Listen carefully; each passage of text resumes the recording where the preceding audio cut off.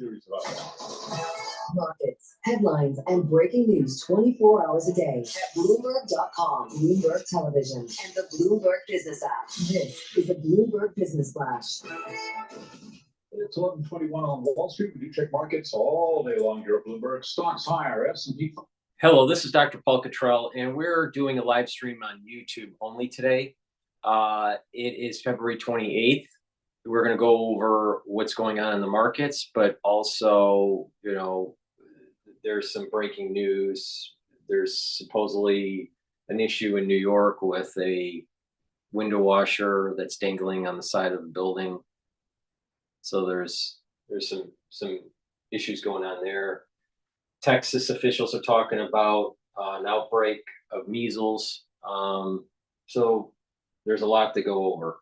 Please go to my store, the-studio-reykjavik.com, and help support my work by donating. You can donate through Stripe, PayPal, or Buy Me a Coffee. Please donate. In addition, please be a paid member to my Patreon channel. It's through the donations, the people that are paid members on Patreon, and the ones that purchase the products that help me to do these videos for free. I just released a video of the cold season and how it's worse this year than last year. I went into detail with some of the numbers that are coming from the CDC, so please take a look at that. Make sure that's episode 24, I think. And please make sure that you are subscribed to all my channels. I have 4 channels on YouTube: Brighteon, Bitchute, and Rumble. It's important that you subscribe to all those channels.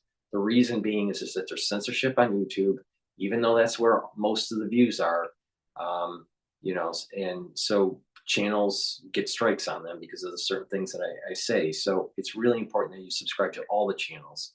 All right. If you're looking for older content, take a look at what's on Brighteon or Rumble. But the point here is make sure you subscribe to all my channels. I have 2 channels on X that you can follow me on, and GETTR, to get updates. And you can listen to my podcasts on Podomatic, Apple Podcast, and on my website, the-studio-reykjavik.com. You can also watch live stream on my website. So there's lots of ways to see my content. Ask your social media to follow me. And that way I can create more followers to reach a larger audience, to explain what's going on in the world, my perspective on it, which is unique, and how to improve your health and wellness. So please help me help you. All right. So ask your social media to follow my work, share the links, and make sure you subscribe. With that said, please go to my store, the-studio-reykjavik.com. Again, it's purchasing the products that will help with your health, but also help with me producing these videos. Lavender, and I also have peppermint structural nano silver soaps. Very high quality. These are in the new packaging. Get a couple bars for your household. It's a great product. It's something that I use, and it's a healthier version of some of the soaps that are out there. A lot of these soaps that are out there have a lot of chemicals in it. These don't have that. So go to my store, the-studio-reykjavik.com. Get these very high quality structural nano silver soaps. You can get it in lavender or peppermint in the new packaging. And in the old packaging, I have charcoal tea tree and lemongrass. So get a couple bars for your household, help my work, and help with your health. Use discount 5 and you can get $5 off. It's all caps, discount 5, and you get $5 off. I have to do a lot today, so I apologize for speaking so quickly here. Also, please go to my store and take the Max 14 or the Max 35. Take a teaspoon a day, swish it in your mouth, gargle about 20 to 30 seconds, and then swallow. It's going to improve your immune system. It's the first pillar of a 4-pillar protocol. The first pillar is the Max 35 or Max 14 to boost up your immune system. The C60 is to soak up your free radicals. That's the second pillar. The third pillar is to bring down inflammation. That's turmeric, ashwagandha, and lignans. And the fourth pillar is to boost up your energy levels and your metabolism with Boomer Boost. Follow that protocol, add to it, tweak it for your needs. It's a great way to get healthy. So please go to my store, get the Max 14 or Max 35, take a teaspoon a day, every day. If you're not feeling well, take a tablespoon or 2 a day, and then go back to your maintenance. So please go to my store, the-studio-reykjavik.com. Use discount 5 and you get $5 off. Let's go to the what's going on in New York here with this window washer. Where we were seeing this active scene that you can see on your screen right now behind the first responders, as well as we were getting a glimpse up at the 78th floor of that building where we did see the machinery that the window washers typically stand in to reach those heights. But we are going to just sit on this for a second, as I do want to see if it is going to get underway. Therefore, we won't have to pivot to something else and come back to it.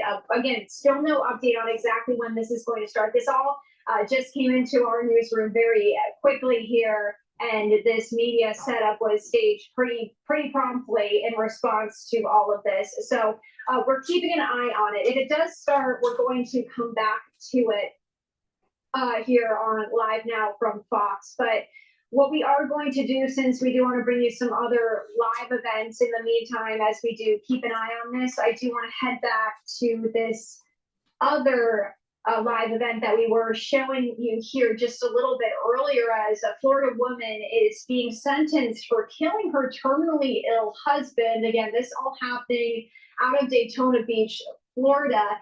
And the court documents indicate that the couple had agreed to a murder-suicide plan, but Ellen Gilland, who was the one being sentenced, she did not follow through on taking her own life. Instead, she ended up in a standoff with police before being taken into custody.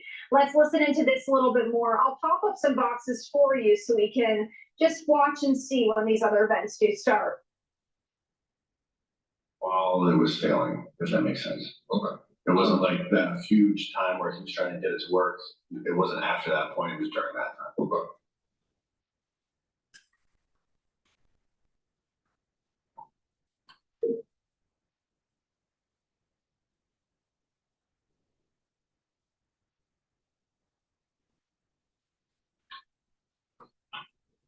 And, while you were on scene, Ms. Gillen expressed multiple times that she wanted to take her own life. All right, I want to go back to Bloomberg. Talking about Bitcoin. Between 2,000 and 4,000 forever. It just dropped in there 2,000. So the market's near some good support levels. But the big picture macro for cryptos is just plain bad for prices. And I like to point out there's unlimited supply. So to me, that 10,000 level in Bitcoin looked very similar to the NASDAQ 25 years ago. You remember that one? I mean, I remember it well. To me, it's almost exactly 25 years ago. Just the bell was ringing that, yeah, this is kind of silly, stupid, expensive. And I think that's the problem. We're still silly, stupid, expensive. We reached good, decent support. But the problem lies, the big picture, I think, is anybody who's bullish cryptos, I like to say, yeah, it's probably okay. It might not go down as long as the stock market keeps going up. Can you talk about just the construction of Bitcoin and if that implies any sort of vulnerability in Bitcoin? Well, John, the key thing about Bitcoin is, and they really brought me into this space that got me really bullish, like 8 years ago, is definable diminishing supply, increasing in demand and adoption. Now, when Mr. Trump was first elected in 2016 on CoinMarketCap.com, there's about 600 cryptos. I'm like, okay, that makes sense. Now there's 12 million. And before he got elected, there was about 2 million. There's unlimited supply. So we've unleashed the animal spirits in this space. You remember Pets.com. I remember trading. Oh, yeah. Just kind of having fun. And that's where we are now. So I think that's the thing. The space, I think, had its best bullish inclinations ever last year when Mr. Trump switched from antagonist to zealot. But now it's just to me, it's just way too expensive. And the key thing I like to point out is things like Dogecoin and Shiba Inu are just jokes. Bitcoin has a much higher correlation to them than than to the stock market, and they're all positively correlated, which means that's the problem. And I think it's just showing we're taking out some of those excesses of speculation and liquidity in all markets. And remember, the stock market is still very expensive. All right, John, you ready for this? Miami today, mostly sunny, 78 degrees. I mean, if you're into that kind of thing for February, then more power to you. But I mean, Well, you always get me back in July, and I earn that. You always get me back in that. exactly. All right, let's switch on the commodity front here, Mike. WTI crude oil sitting here just below 70. I'm calling it out for Alex Steele because she's got this on her speed dial. What's the crude call here these days? 60 next. I think it's 60. breaking down to 60. Yeah, first of all, let's not underestimate our administration. The administration wants lower crude oil prices and lower yields. And guess what's happening? They're both falling. And they have fundamental reasons in their space. So for crude oil, we have an excess supply out of the US, Canada, and OPEC. And just on the terminal later today, decreasing demand from the largest demand source for the last 10 years, and that's China. The space for crude oil is very negative, and we have managed money in that position still long. So I think crude oil is just a matter of time. It has to get below that U.S. cost of production, which is around $56, $57 a barrel, according to Bloomberg New Energy Finance, to shut off this excess of supply versus demand, which is the way it always works. So I'm still bearish crude oil. I think copper's even big. Most commodities looks like they have peaked, and crude oil is just the one that really matters. Oh, wait, I heard something about levies on Canadian energy products starting with Tuesday. Yeah, okay, so that the short term might be a bit discombobulating, but the key thing about, just think about just a few years ago, the U.S., we have a metric on the Bloomberg terminals called crude oil net imports. Well, now it's negative because the net exports of crude oil liquid fuel from the U.S. is around 4 billion barrels a day. Now, there's certain grades that'll come between U.S. and Canada that will mess things up a little bit, but in the macro, we have an excess supply of liquid fuels, crude oil, natural gas, and most notably grain. So in the macro big picture, as we kick into a bit more of a trade war with tariffs, it's going to pressure those factors unless we can get some countries to say, okay, we'll buy more of your stuff. But in the meantime, we do have excess supply, and we have a motivated government, and the trend's not friendly. I also look at natural gas. It looks like it just peaked around 4. In the last 10 years, every time it gets near 4, we find new supply and it drops near 2.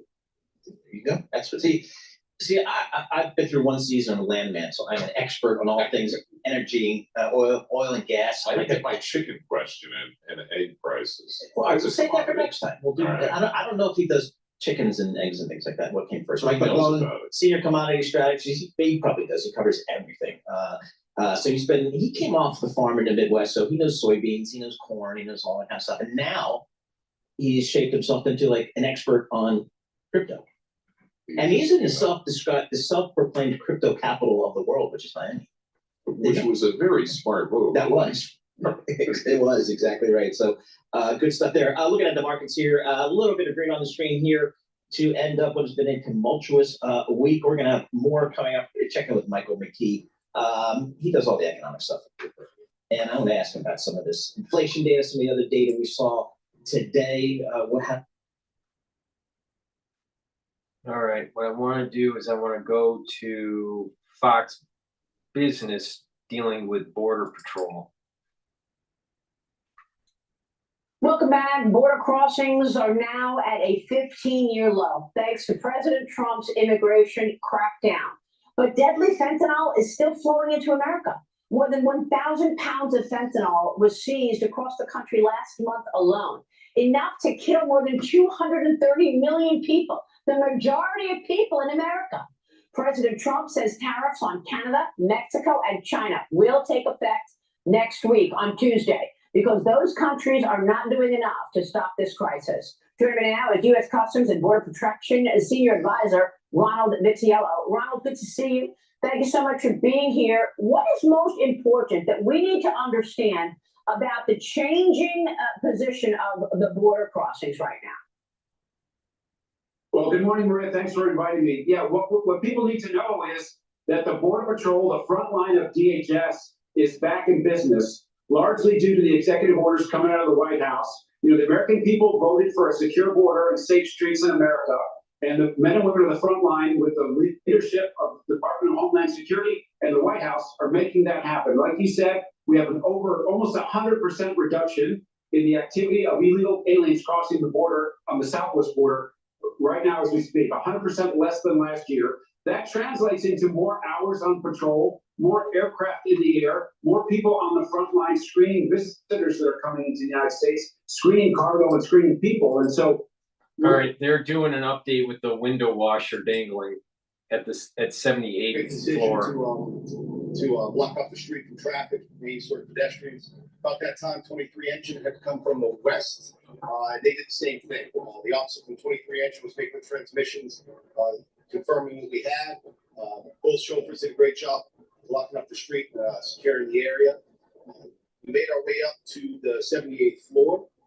Just ahead of us, 23 engine had taken another elevator. They brought a life-saving rope. Ladder 4 had brought life-saving ropes and utility ropes to the 78th floor. We also sent our roof firefighter to the roof. Once we got up there, as soon as we opened the apartment, the door to the elevator rather, I could feel like a gust of air. I knew that the window had been taken at that point.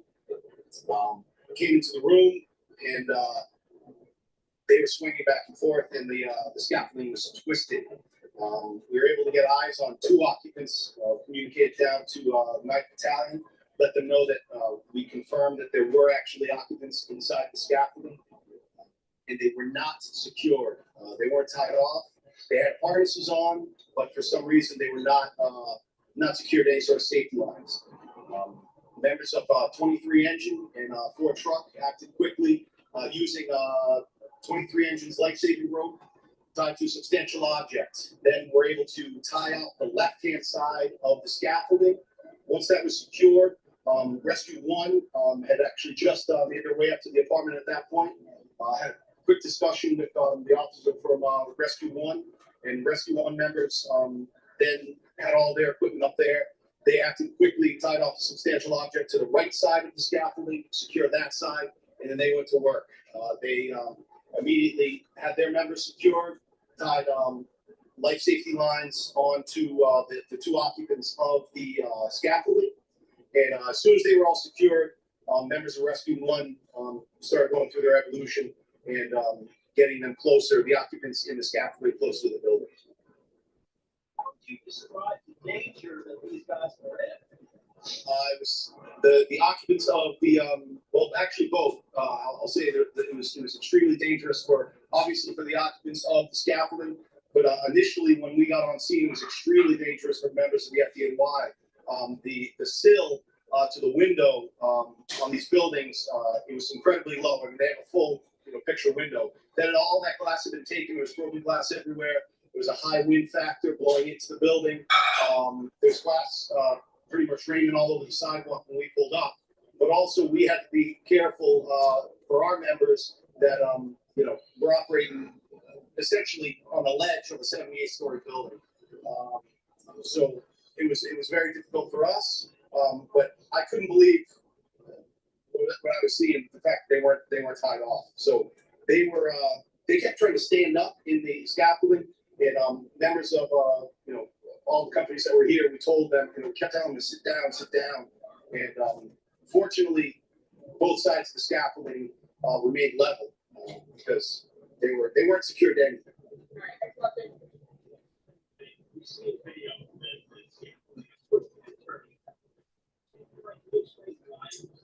I can't speak to that. I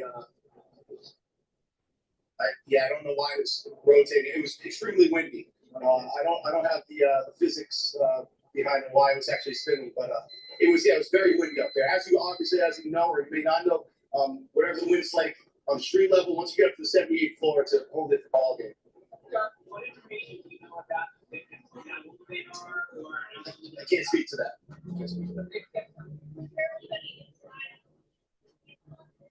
Yes, there was.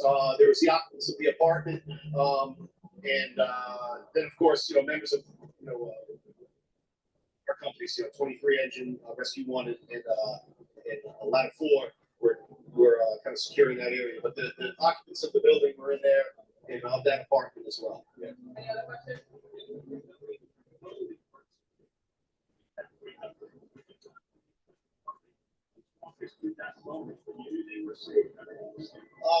Members of Rescue 1 sorry, members of rescue. Well, actually, all the members down here in the Knife Battalion, they do this stuff and they train for this stuff day in and day out.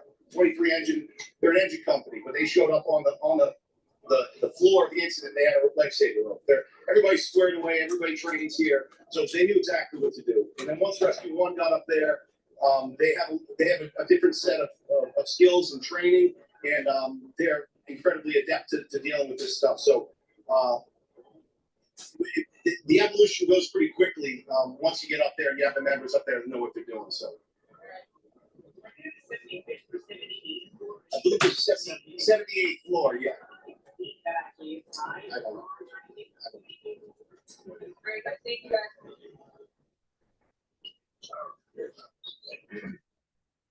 And that concludes that press conference that we just got. All right, I'm Hearing gonna from- pivot back to Fox News.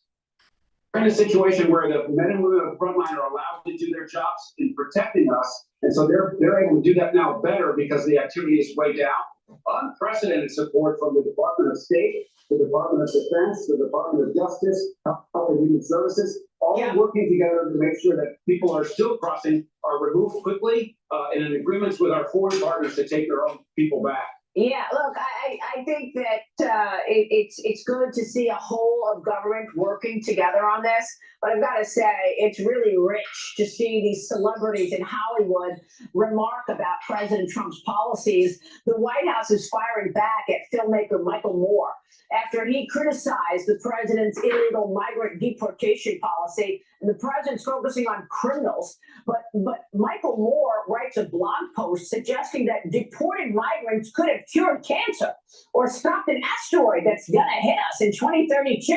Are we deporting all these people who could be geniuses? The White House calling his comments a strong contender for the dumbest statement of the year, while highlighting President Trump's efforts to expel illegal criminals out of America. Ronald, your reaction? Well, people on the left, people in Hollywood, some people in Washington, you know, they're out of touch with what America voted for, what people want in the United States, which is a secure border, our national security to be at its utmost, and safe streets in America. And that includes finding people who are in the country illegally and have committed crimes in their own communities. And so that might not affect Michael Moore every single day. It affects hardworking Americans in every city and town in America. And they can be assured that the president is very enthusiastic about securing our borders, ending the scourge of fentanyl, and protecting the streets in America, and removing criminals who are also in the country illegally. Yeah, wow. Texas Congressman Morgan Luttrell, meanwhile, has introduced new legislation that would require DHS to report crimes committed by any migrant let in under the controversial Biden-era CHNV program. Ronald, tell us about that. So under the previous administration, we know that the parole system was abused for a number of countries in the hemisphere, and people were let in on parole, without the kind of vetting that is appropriate. And parole is supposed to be an individualized setting. Not everybody from Cuba deserves to get paroled into the United States. And so that was happening under the last administration. It's now been ended. We've turned off at CBP, we've turned off the CBP One app and stopped the abuse of parole, stopped the release of people who come into the country illegally. And so the congressman here is looking to backstop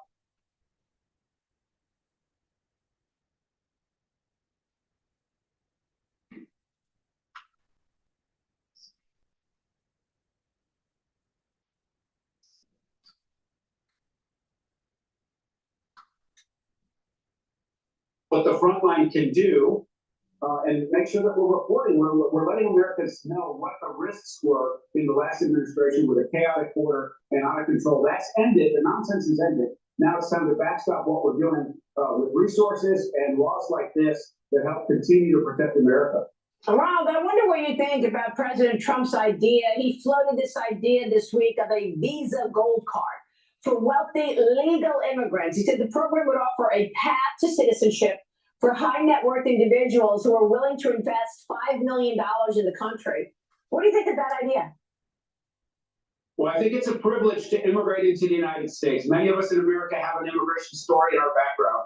And allowing the business community to import people into the benefit of the United States, right? Our immigration system is supposed to serve Americans. And so this hits right at the bullseye of common sense in our country. We have people who have skills, knowledge, capability, and resources that want to come and live the American dream with a green card or a gold card in this case. Why should we do that? It hits right down the pipe at common sense.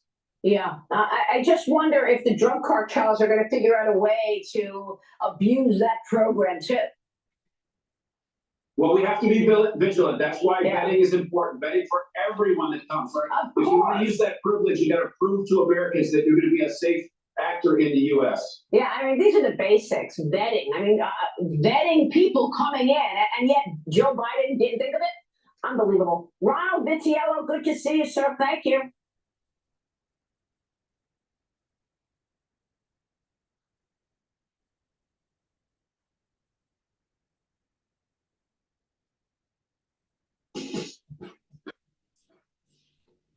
Company's workflow could be as smooth as this. With Zoho, the smoothest, easiest, coolest CRM around. Oh, you think CRMs can't be cool? Cue the dashboard. Zoho unifies your company's entire workflow and boosts productivity by letting you automate processes, campaigns, and more. No matter if you're a complete novice or sales juggernaut. With Zoho, every department of your company can work in harmony. Now that's smooth. And when the team's in sync, you can ride that rhythm all the way to the top. Over 100 million users worldwide trust Zoho to help them smooth things out.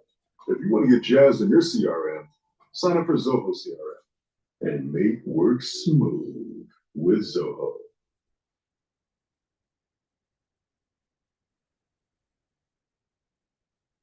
Financial. That feeling you get when you're on budget and on cloud nine. Let Financial become your everyday state of mind. Tap to start your journey to a more chill financial reality. These are Ed Words of Wisdom by Edward Jones. This is breaking news from Bloomberg. So we've got about 10 data points to get to in this hour as they start to come in. Where we want to start to first, we'll go to the PCE price index. This is year over year. So for January, the expectation was for 2.5, came in right on target at 2.5. We go to core PCE price index year over year for January was 2.6%. Came in right on target at 2.6%. I want to take you over to personal income for January. The survey expectation was for 0.4%, came in to tick higher, 0.9%. Personal spending for January.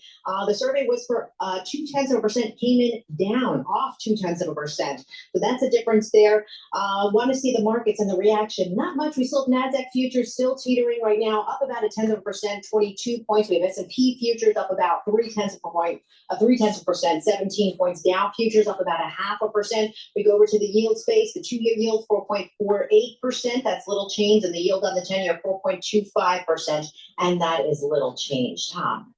Lisa, thanks so much. During the market, all the inflation numbers pretty much on the survey, but I really want to focus out on real personal spending decline way off survey.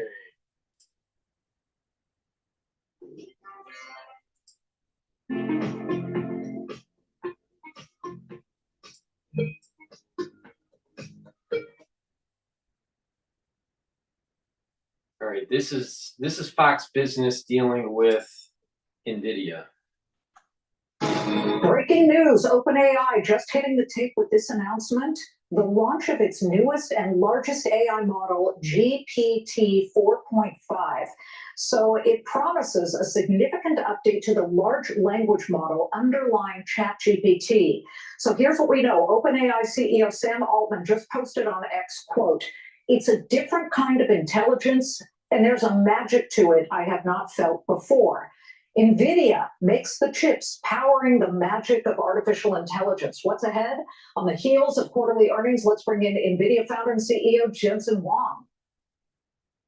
I mean, let's say by nearly every measure, it was a record-breaking quarter. During the conference call, though, and this really caught my ear, he rattled off a list of all the tech giants, automakers, healthcare. I mean, the Mayo Clinic, he said, is using AI to pioneer drug discovery. They're all incorporating it. But I gotta ask you, do you see a sector that's slow to embrace artificial intelligence and should be way more aggressive in adopting AI right now?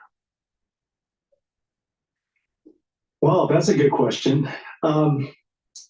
Everybody is racing to adopt AI.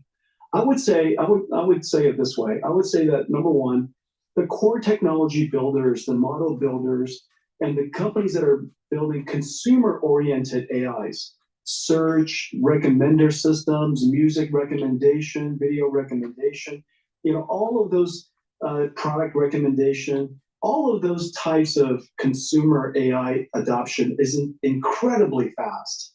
The frontier models and all of the startups trying to build a next generation of frontier models, they're racing to get to the next level. Then there's the areas that are developing. We call them agentic AI, almost like a digital workforce. And they're digital marketing people or software engineers that will be agentic. And so that area is developing very nicely, and that's likely to come on next. The next phase after that is what we call physical AI. This is AI that understands the laws of the world, the physical world. It understands things like inertia and gravity and cause and effect and object permanence. And we'll use that for self-driving cars and robotic systems and so on, things of that nature. And so each one of these industries are kind of coming on in waves, and they're all building on top of each other. Can it help chickens speed up egg production? I mean, we need more eggs at this moment. I mean, as we look at the demand, it's clearly sizzling. But there were reports at least one hyperscaler, that would be Microsoft, was canceling some data center leases. Are you saying you're seeing no trimming or even scaling back planned data center build out right now? Yeah, what we see is if you look at this year's data center CapEx and you compare it to last year, it's a big, huge growth. And the vast majority of that data center CapEx used to be allocated to general purpose computing, traditional data centers. Mm-hmm. But now going forward, it's going to be used for Nvidia's accelerated computing and AI type systems. And so not only is the CapEx larger, the amount of that CapEx dedicated to AI is going to be far greater. And so we're seeing a very robust growth for this year compared to last year. And I think we're teed up for some pretty great build outs of these data centers to produce essentially what I call AI factories, which in the future will transform energy, if you will, into digital intelligence. And these digital intelligence, we call them tokens, but basically artificial intelligence. Yeah, we've got several years, many years of build out to go. Many years of build out. I mean, it looks like it's a very long runway. I got to ask you about the new chatbot on the block. There are reports that China's DeepSeek is pushing up the launch of R2, its successor to January's really popular R1 chatbot, from May to basically as soon as possible.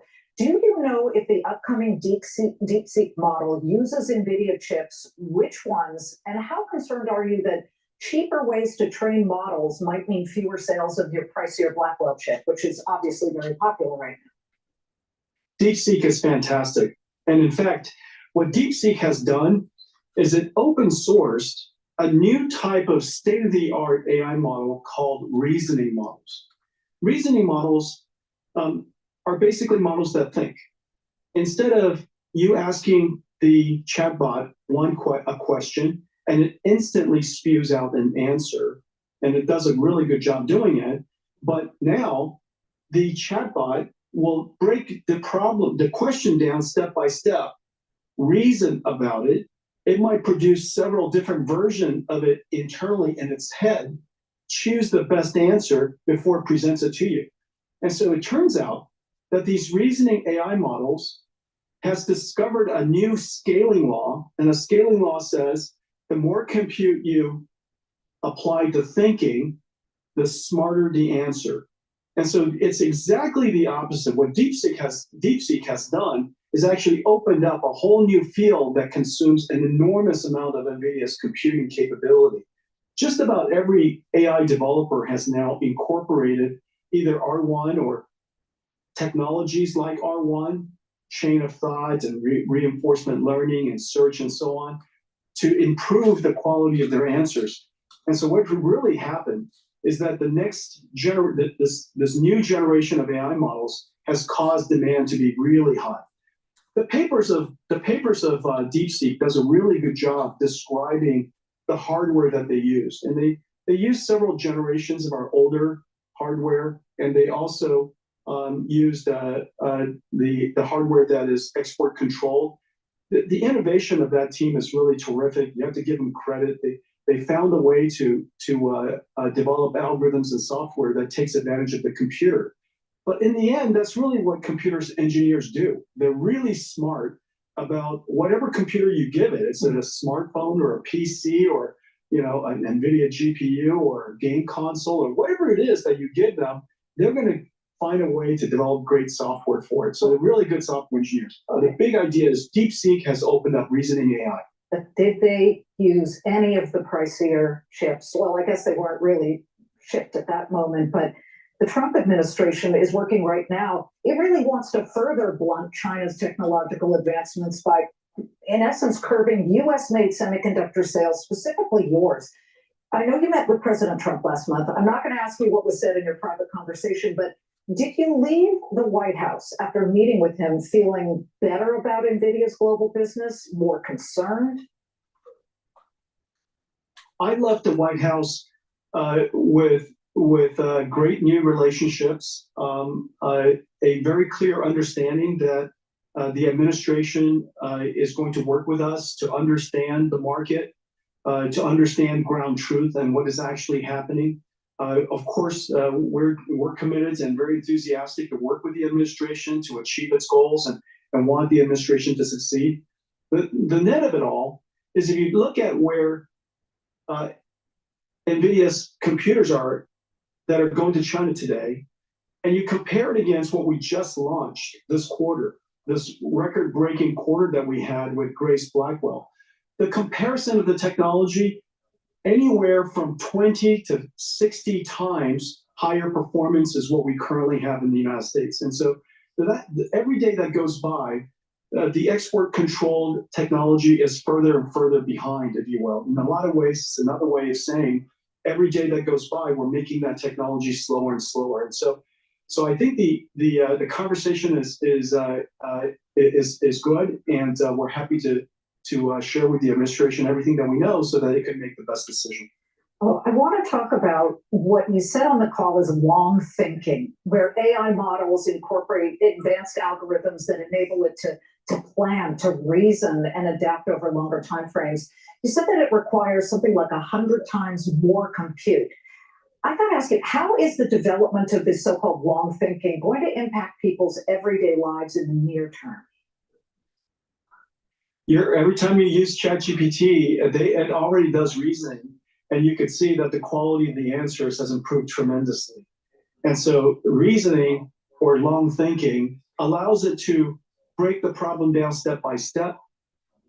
It process the problem. It might even come up with several examples or several answers internally in its mind. It'll select the best one before it presents it to you. And so the net answer is you're going to get AI that's smarter, present to you better answers, and it'll be a lot more useful. Amazing. I know a lot of people watching are using it, or they're kind of AI curious. They're dipping into it, and it's just advancing at the speed of thought. I know you've gotten where you are today by anticipating the best and worst case scenarios. Do you envision a day when AI could be powered by something other than semiconductor chips?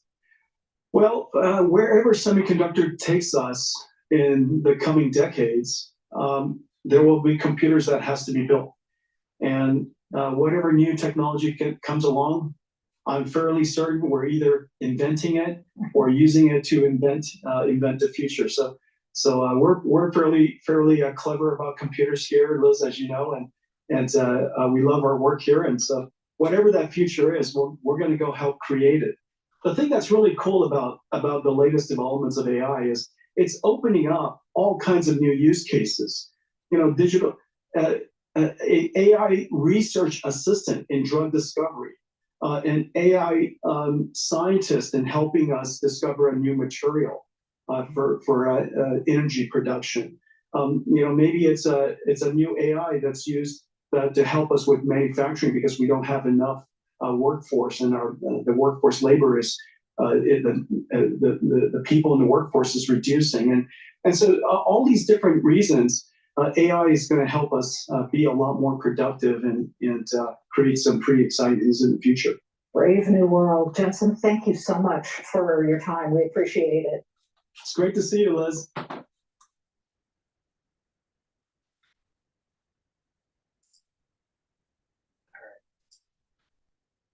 Please go to my store, the-studio-reykjavik.com, and get the great drops and lozenges that I have. I have it in honey and lemon, in blueberry, and also in cherry. You get 100 drops in each bag. Get a few bags for your household and for work. Mitigate that irritant right away during the cold season, the allergy season. It's really important to catch that irritation right away so it doesn't become problematic. I also have lozenges, which are larger than the drops, in elderberry and zinc and in manuka honey, in a 21 count for each bag. Please go to my store, the-studio-reykjavik.com, get the lozenges and the drops, use discount 5 and get $5 off. Also, structural nano silver toothpaste whitens your teeth, freshens your breath, helps with the gum line, reduces inflammation,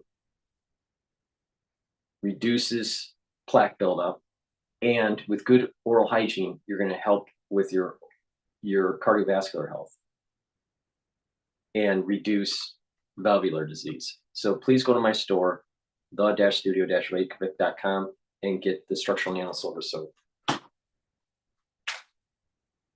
Help with your cardiovascular health, as we've been saying here. Omega-3, bring down LDL levels, increase your HDL levels, help with the systemic inflammation, bring that down, and reduce the stickiness of your red blood cells. Take omega-3 every day to improve your cardiovascular health.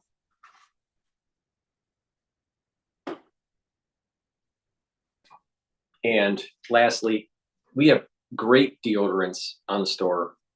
You can get it in citrus, in peppermint, lavender, and tea tree. It's aluminum free, baking soda free. It's made from essential oils from the Himalayas. It's a dual purpose product, and it's for males and females. The dual purpose is that it'll help to detoxify your body, and you can use it as a deodorant. So get a couple bars for your household, help support Rainbow Herbals in my store, the-studio-reykjavik.com. Get a couple bars, use discount 5, get $5 off any order. Okay, let's go back to Bloomberg here. And drugs. Vallejo Mayor Andrea Soar says she could hardly believe that a business believed to be a safe place for children was raided by federal agents. One of the locations where they found 11,000 suspected fentanyl pills and $100,000 in drug cash was actually at a daycare location. Just 2 milligrams of fentanyl can be deadly in an adult. A mother and son were arrested at the daycare, in addition to 8 other individuals, as part of a federal crackdown on drug and gun trafficking by criminal gangs. Matt Bigler for CBS News, Vallejo, California. Boris Spassky, the Soviet chess champ who lost the world title to Bobby Fischer in a Cold War showdown in 1972, has died at 88. The stoic Spassky was a sharp contrast to the fidgety, bombastic Fischer. Steve Kathan, CBS News. From the world of politics to the world of business, this is Balance of Power.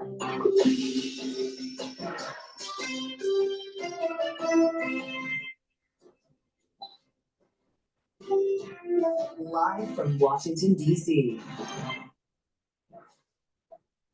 President Zelensky gets an audience at the White House. Welcome to the fastest show in politics as the two leaders meet right now in the Oval Office ahead of a joint news conference that we will bring you live from the East Room a bit later on today. We're going to go to the White House in a moment for an update with insights today from Tyler Kendall on the North Lawn. And with me here at the table, a conversation with Bloomberg's Gregory Cordy. We'll look ahead to what form a peacekeeping force could take in Ukraine, assuming they can reach a deal. Rebecca Grant from the Lexington Institute will be here, along with our signature panel, Bloomberg Politics contributors. Rick Davis, Gina Shanzano are with us for the hour. So let's get rolling right now. We're going to be hearing from President Trump and Zelensky when they wrap up their conversation in the Oval. Right now it's Wall Street. It's Charlie Pellet at World Headquarters in New York. PCE Day, Charlie, how's it look? Indeed. Right now we have got stocks higher across the board, Joe Matthew, with the Dow, the S&P, Nasdaq, wrapping up a turbulent week with gains right to the numbers, because we got the S&P now at 5880,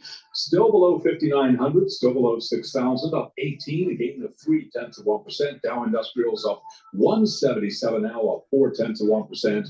Nasdaq higher by 65 for the Nasdaq Composite Index. That is a gain right now of just about 0.4%. And should point out that year to date, we do have the S&P 500 index showing a loss, fractionally down 0.03% in the YTD column. 10-year yield 4.23% with the 2-year 4.00%. Spot gold down $28 the ounce, 28.48. That is a drop now of 1%. West Texas Intermediate crude down 0.9%, 69.71 a barrel. And Bitcoin now at 84,037. Bitcoin down today by 0.3%. Peter Cheers, head of macro strategy at Academy Securities, and this morning on Bloomberg Intelligence, he told us he does see a bumpy patch ahead for the U.S. economy. When you look at what Doge is trying to do, it's going to cut some spending. That's going to hit immediately.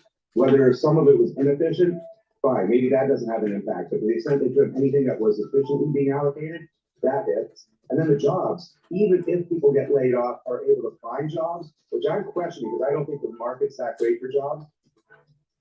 Peter Cheer of Academy Securities. BlackRock is scrapping its, quote, aspirational workforce representation objectives, reversing course on earlier goals after President Trump moved to end the diversity, equity, and inclusion, or DEI practices. BlackRock shares are up today by 0.6%.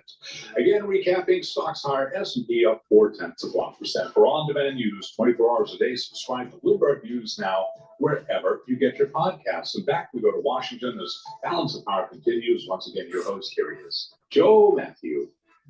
On the last trading day of the month, Charlie Pellet, thank you so much and happy Friday, Charlie. Thanks for meeting us here at the threshold of the weekend. I'm Joe Matthew in Washington here on Bloomberg Radio, on the satellite radio, channel 121. And on YouTube, where you can find us now. We're going to be showing you some cool stuff coming up as we bring you live to the White House. Be a good time to get on YouTube. Search Bloomberg Business News Live. You'll see Tyler Kendall on the North Lawn. We do this for you every day, live from Washington on the fastest show in politics. You can hear the program so many different ways, including our podcast that we always point you to on Apple, Spotify, wherever you do your podcasts. Find us on Balance of Power. So here's the TikTok on this Friday. It's beautiful out, by the way. Nice day in the nation's capital. You didn't see anybody shivering when President Zelensky arrived at the West Wing a short time ago. No coat for the boss today. They're in the Oval as we speak, all right? When they're done, and if you're with us on YouTube, you are seeing President Zelensky arrive at the White House. Quick hop over from the Hay Adams Hotel where he spent the night. This bilateral meeting in the Oval Office, and I have to admit, I'm looking at what we're hearing from reporters. You're probably seeing headlines of the terminal. I'm not sure this is going really well. We won't really know until we can hear these two and see the body language. But they're going to have a lunch in the cabinet room after this meeting, and then a news conference in the East Room. We'll bring that to you live. There's a full trappings of the visit here coming to fruition in a joint news conference. Now, as we wait for this conversation in the Oval, we can bring it to you on the air. We want to go to the North Lawn of the White House right now, where we find Tyler Kendall. This is something else, Tyler. I'm looking at the headlines. I don't get a sense that President Zelensky is terribly satisfied. What are you seeing? Yeah, well, Joe, particularly since President Trump has said that they will sign that critical minerals deal later today. And he said that that is considered to be a big commitment from the U.S. But we've heard White House officials say that this is an implicit security guarantee, since the U.S. would have a vested economic interest in the country. But Zelensky said notably that he is looking for what else the U.S. will be bringing when it comes to guarantees. He knows what the Europeans are doing, but that a piece of paper, in his words, are not enough, and that he wants some of these firmer guarantees to come out of it. President Trump saying that they have already started the, quote, confines of a deal when it comes to negotiating with Russia, and also importantly, was asked which side of this he is on, and he said he is for both Russia and Ukraine. He just wants to find peace for for the countries. Of course, that goes against some rhetoric that our European allies have been saying when it comes to holding Russia accountable. And that could also be a potential point of contention in the Oval Office today, considering that Zelensky would like to see some firmer security guarantees from the U.S.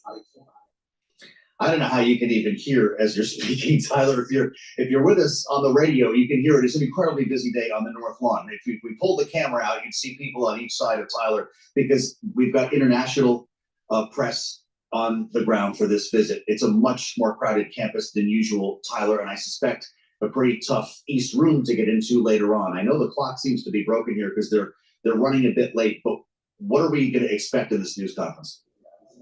Right, well, those big questions about what sort of guarantees the U.S. could give. It appeared that President Trump floated that perhaps more arms could be going towards Ukraine's way. That is something that we know that Ukraine would want, but also our European allies. President Trump did make mention that he knows how critical air defense systems are going to be for the future of Ukraine. That is something that France and also the UK asked President Trump about when they were here at the White House, as they have floated this framework to get UK and French peacekeepers on the ground, but they want to see the U.S. underwrite that deal in some sort of way, including potentially providing those air defense systems. President Trump so far has sidestepped questions about directly what the U.S. would be willing to give up, much to the disappointment of the Ukrainians so far. But our Bloomberg reporting indicating that this critical minerals deal is just really the first step, and that they are hoping to get a little bit more firmer guarantees moving forward. All right, Tyler, great work. Thank you so much. She managed to quiet them all down. You see how Tyler does that? It's amazing. The glamour of the North Lawn, everybody. Inside that building right now is President Zelensky. Donald Trump is a pack of reporters in the Oval with them. As I mentioned, when that conversation ends, we'll actually be able to bring it to you here on Bloomberg as we add the voice of Gregory Cordy. Bloomberg politics, knee-deep in the Doge, and of course, no stranger to days like these at the White House. It's great to see. It's been too long. The body language in this East Room news conference is going to be interesting later on here. Are these two guys who like each other or not? Vladimir Zelensky is kind of a likable guy to a lot of Western leaders, but certainly has had his ups and downs with Trump.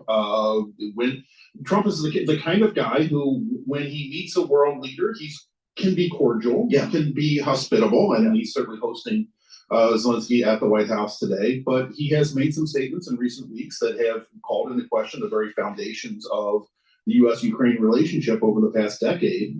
Some very fundamental assumptions, including who started this war anyway.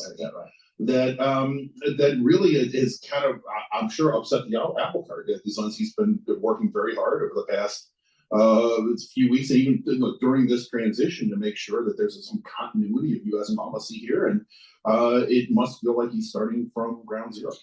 I get that. I'm looking at the headlines here in the Oval. As I mentioned, I don't know how well this meeting is going. I'm just looking at the words. I can't hear the voices or see the posture. Donald Trump says he's for both Ukraine and Russia. He's in the middle of Russia, Ukraine. I'm for both is going to be the headline you're going to see on a lot of newspapers tomorrow morning, right? Says he has started the confines of a deal with Russia. Once the deal is done, it's over, he says. Russia will not want to return. Zelensky, on the other hand, is signing this minerals deal. He says it's not enough. It's a good start, but not enough. Reiterating, Ukraine has a big need for air defense. Is he going to leave Washington disappointed? I don't know. Just from the headlines that you're reading, that's all we have to go on. It sounds like a take it or leave it deal for Zelensky. That this is a deal that the President of the United States is going to negotiate directly with the President of Russia. And that Ukraine, despite obviously having the most vested interest in the outcome of this deal, is going to be left on the sidelines. Zelensky's going to have to try to claw back to get us to the table. I mentioned the fact that you're knee deep in Doge. I don't know how you cover Doge. I try to just keep up with it while I'm on the air here. The headlines are just fast and furious, and frequently they contradict each other. You're also now a court reporter full-time because that's where a lot of these stories go. A federal judge ordered the administration to retract directives prompting the firing of thousands of federal workers. The emails they went out, they say, were illegal. The Trump administration says another email is going out on Saturday. Where does this whole thing stand right now? Well, there's a lot of there's a lot of directives here. There's a lot of things going on all at once. And this is part of the, if we can just take a step back for a second, this is part of the grand strategy. Everything, everywhere, all at once. Coming out of the gate, we're only a month into this new Trump administration. Yeah. And it's really a war they're fighting against their own federal bureaucracy on multiple fronts. There's the personnel front, trying to reduce the size of the federal workforce. There's regulations. There's getting rid of contractors, downsizing. We had a big story on the Bloomberg this morning about the downsizing of the real estate footprint and what that's doing to the commercial real estate market across the country. Canceling all the leases. All of this is happening, but the single thing that you alluded to that seems to be getting the most attention is this email that went out last Saturday from the Office of Personnel Management to 2.4 million civilian federal workers saying, please respond with 5 bullet points of what you did last week. And that is what every federal worker in this town is talking about. Conflicting advice from OPM, from the White House, from each of the cabinet secretaries of who has to respond, whether they even have to respond. And now we're told to expect a second email coming this weekend, and Musk says, this time I mean it, if you don't respond, you will be fired. Judge says it's illegal. We're going to do it again. We're going to do it all again. It really, the federal bureaucracy is no stranger to the micromanaging data call. That's what the federal government does best. And so there are some federal workers who are just sort of taking this all in stride. They've seen it before. There is an attitude that we've outlasted political, the leadership from both parties over the years and the decades. But this feels oppressive to a lot of federal workers. Yeah. It's almost intended to reduce morale. To your point, this is the strategy, right? We'll have more on the purge after the weekend, and we'll see what happens with this email. Gregory Cordy, great to see you. We always miss you on Balance of Power when you're not with us. We'll turn back to this deal in Ukraine coming up next on the fastest show in politics. This is Bloomberg.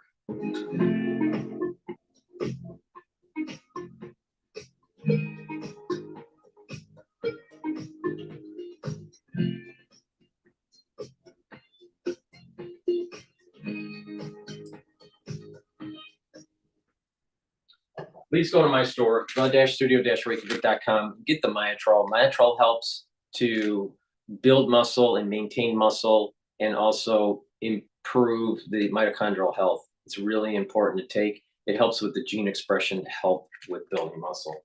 Do some resistance training. Take Myotrol. If you're an athlete, you'll get larger gains. But even if you're older and you're not an athlete, taking Myotrol is really important to maintain and build muscle. And remember, do some resistance training. It's really important for your health. Please go to my store and get the Goodnight formula. This has tryptophan and melatonin, GABA, and passion flower, some other ingredients in here. Take a look at the label on my website, the-studio-reykjavik.com. The Goodnight formula is going to allow you to get into deep sleep and REM sleep. You need approximately 3 cycles of REM sleep a night to detoxify your central nervous system, to be well rested, and to consolidate memory. Please take the Goodnight formula every day. A good night's sleep is part of a holistic approach to improving your immune system and to slow down the aging process, as well as just overall health. Vitamin B complex, extremely important to take after once you hit about 40 years old. So if you're 40 or older, you should be taking B complex. This will help to protect your neurons. It will also help to boost up your energy levels and to improve your cellular metabolism. Please go to my store and get the vitamin B complex. Take it every day if you're 40 years of age or older. NAC is a really important supplement to take. I started adding it to my stack. Why? To boost up my glutathione levels. It also helps to detoxify your liver and your kidney. It helps to calm down the central nervous system, reduce anxiety, and NAC also helps with lung health. So a lot of people have problems with their lung. Take NAC to help mitigate that issue. Please go to my store, the-studio-reykjavik.com, and get the NAC. Resveratrol, important to take. It stacks well with C60. It also stacks with NAD plus and ubiquinol. Resveratrol will help to get rid of cells that stop dividing and help with the mitochondrial health to boost up energy levels, slow down the aging process, and you're going to have more energy, and you're just replenishing your tissues in areas where you can replenish. Not all tissues can replenish, but with areas that have adult stem cells, you can replenish. So it's important, resveratrol, to take. It works the best when you stack it with like C60, NAD plus, or ubiquinol. Please go to my store, the-studio-reykjavik.com.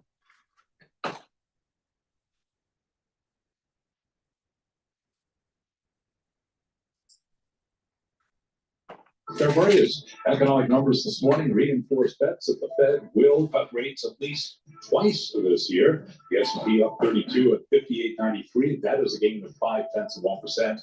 The Dow right now up 249, up 0.6%. Nasdaq up 117, also up by 0.6%.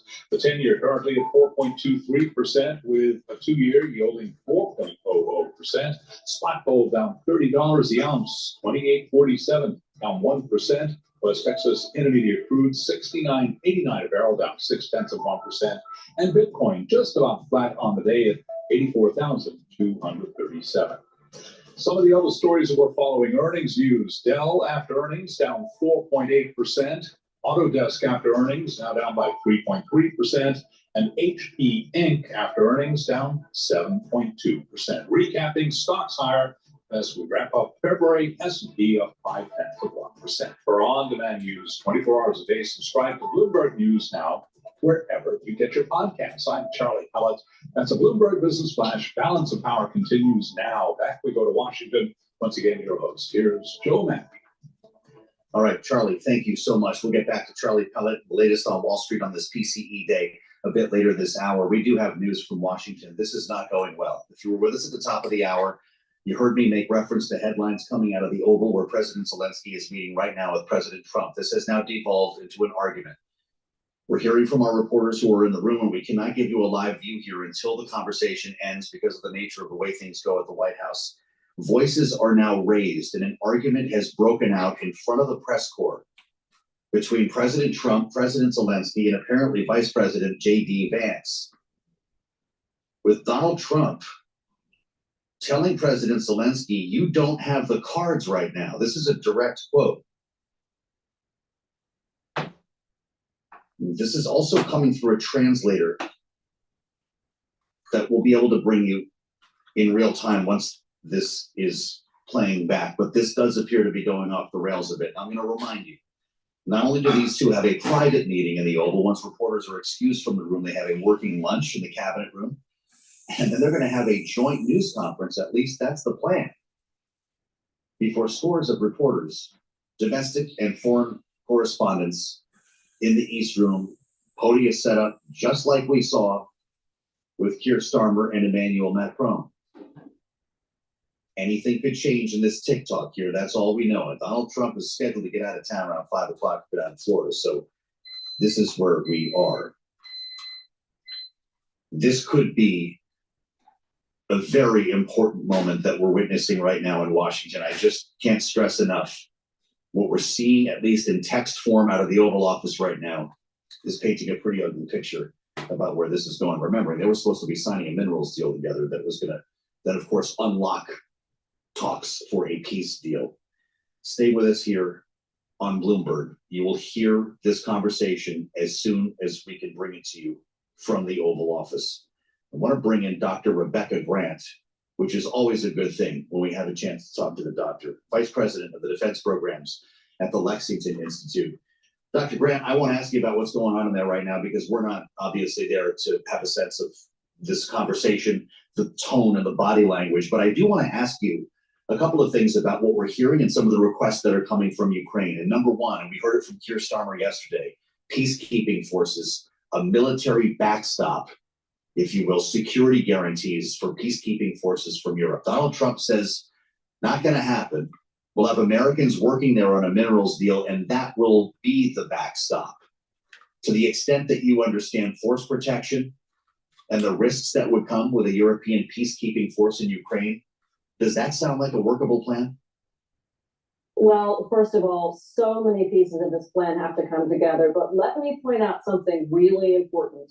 Peacekeeping means a lot more than boots on the ground. Zelensky has never asked for American boots on the ground. I don't expect to see that. But modern day peacekeeping includes air surveillance. Let me tell you, there is a wall of NATO air power over there. It includes space surveillance. It includes cyber.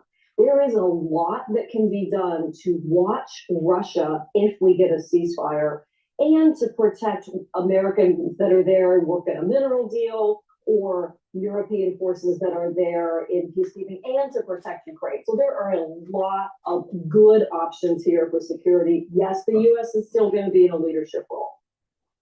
That's really helpful. If you can describe the situation on the ground now, we've been talking about this static line that's been drawn on the Donbass, World War I style atrophy, a war of attrition. They're bogged down in trenches.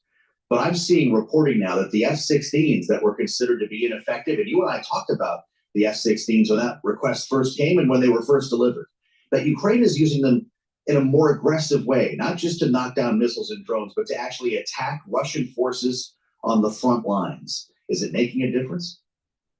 Well, the F-16s are well suited for that air-to-ground attack. You know, the fact is we have a lot of different situations in Ukraine right now. There are trenches, as you mentioned. There are also Ukrainian forces inside Russia. And we are seeing a scramble on the ground between Russia that's trying to press to take some additional land and Ukraine that's trying to block that. Over top of all this, the heavy air defense protection over Ukraine. Russia flew 4 strategic bombers in that area and launched missiles earlier this week. So there is still a pretty intensive cat and mouse game going on in the air. But of course, what everybody wants to see is where do these lines fall in the end? And you know, right now, Ukraine has to be very, very strong. If Ukraine looks weak, there's no negotiating with Putin. So Ukraine really has to keep up that fighting strength and fighting spirit as these talks begin.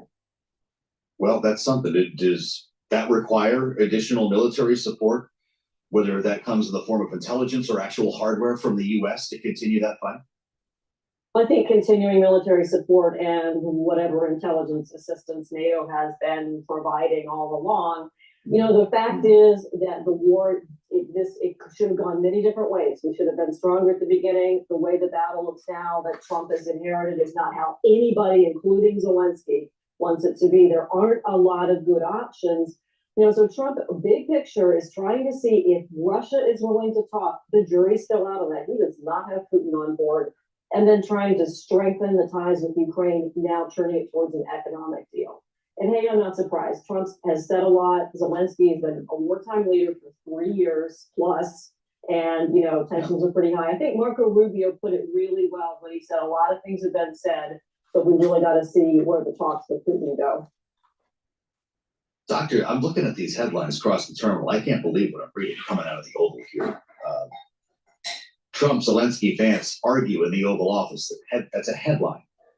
Trump to Zelensky, you either make a deal or we are out.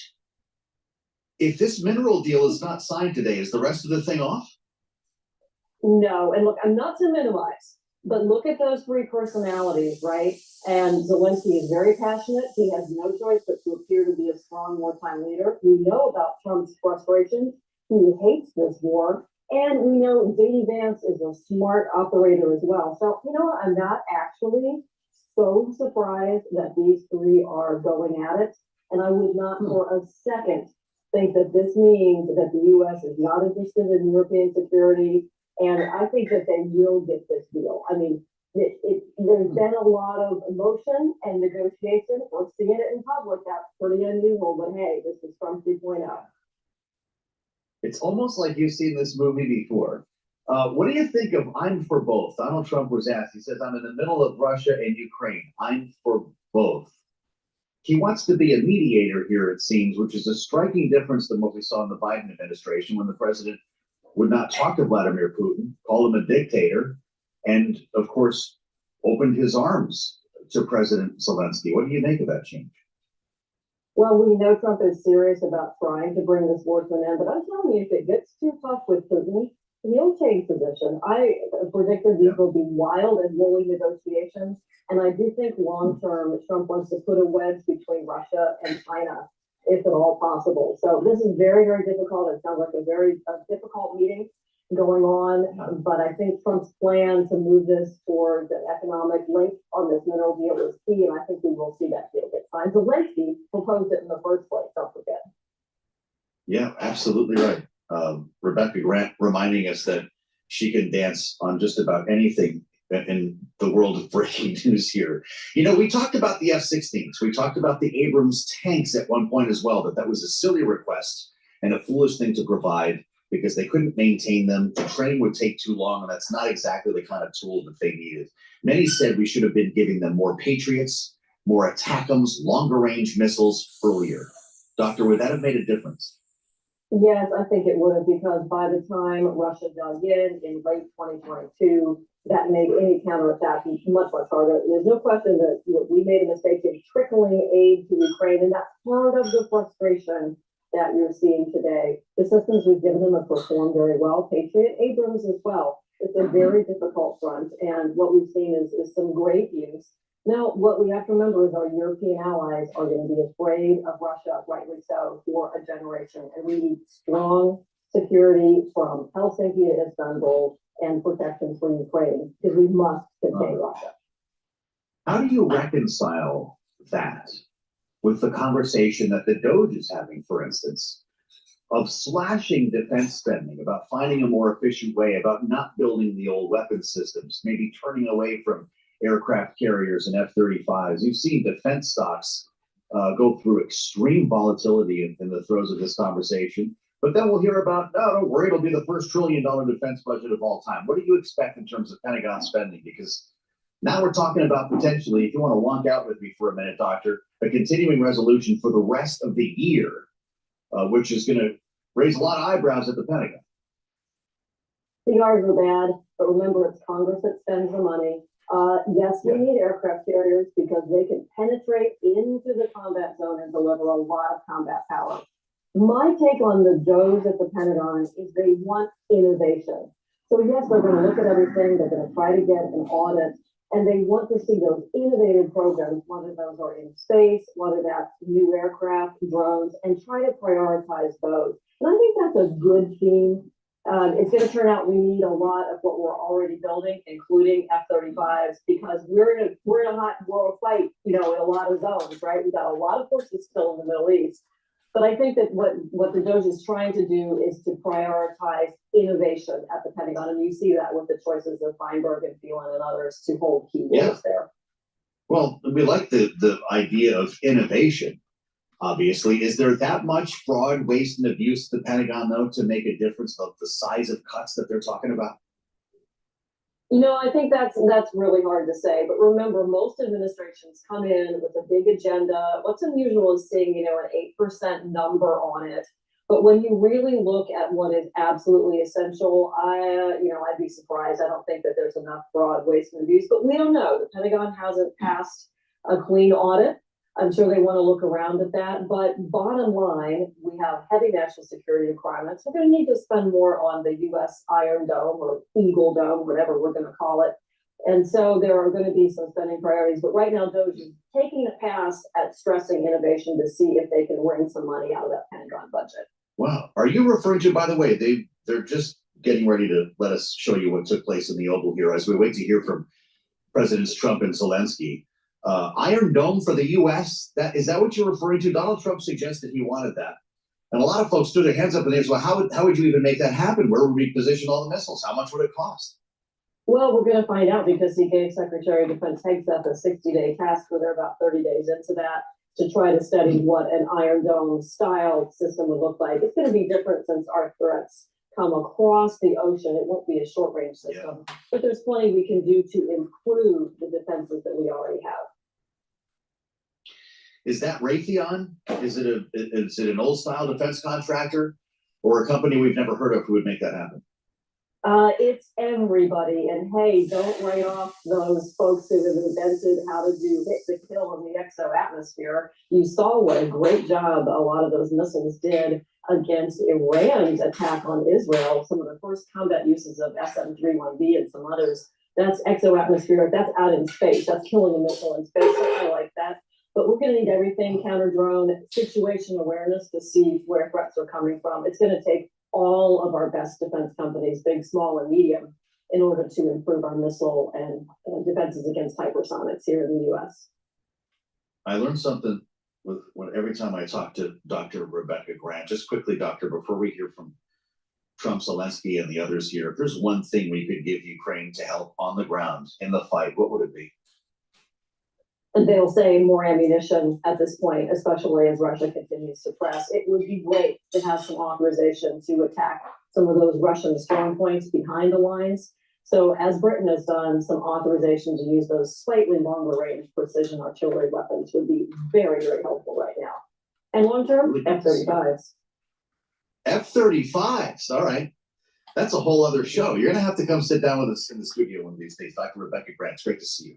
And thank you for sharing your experience with us. Vice President, Defense Programs. Please go to my store. Please go to my store and get the probiotic either in the veggie cap form or in the powdered form. I usually take the powdered form. I mix it with hummus, but you can mix it with filtered water, however you want to take it. But it's very important to take a good probiotic to improve your absorption, to reduce inflammation, and to improve your overall health. We're going to be going to the Trump-Zelensky meeting. I can tell you the other side isn't exactly in love with, him either. So it's not a question of alignment. I'm aligned with the world. I want to get the things that I'm aligned with Europe. I want to see if we can get this thing done. You want me to be tough? I can be tougher than any human being you've ever seen. I'd be so tough. But you're never going to get a deal that way. So that's the way it goes.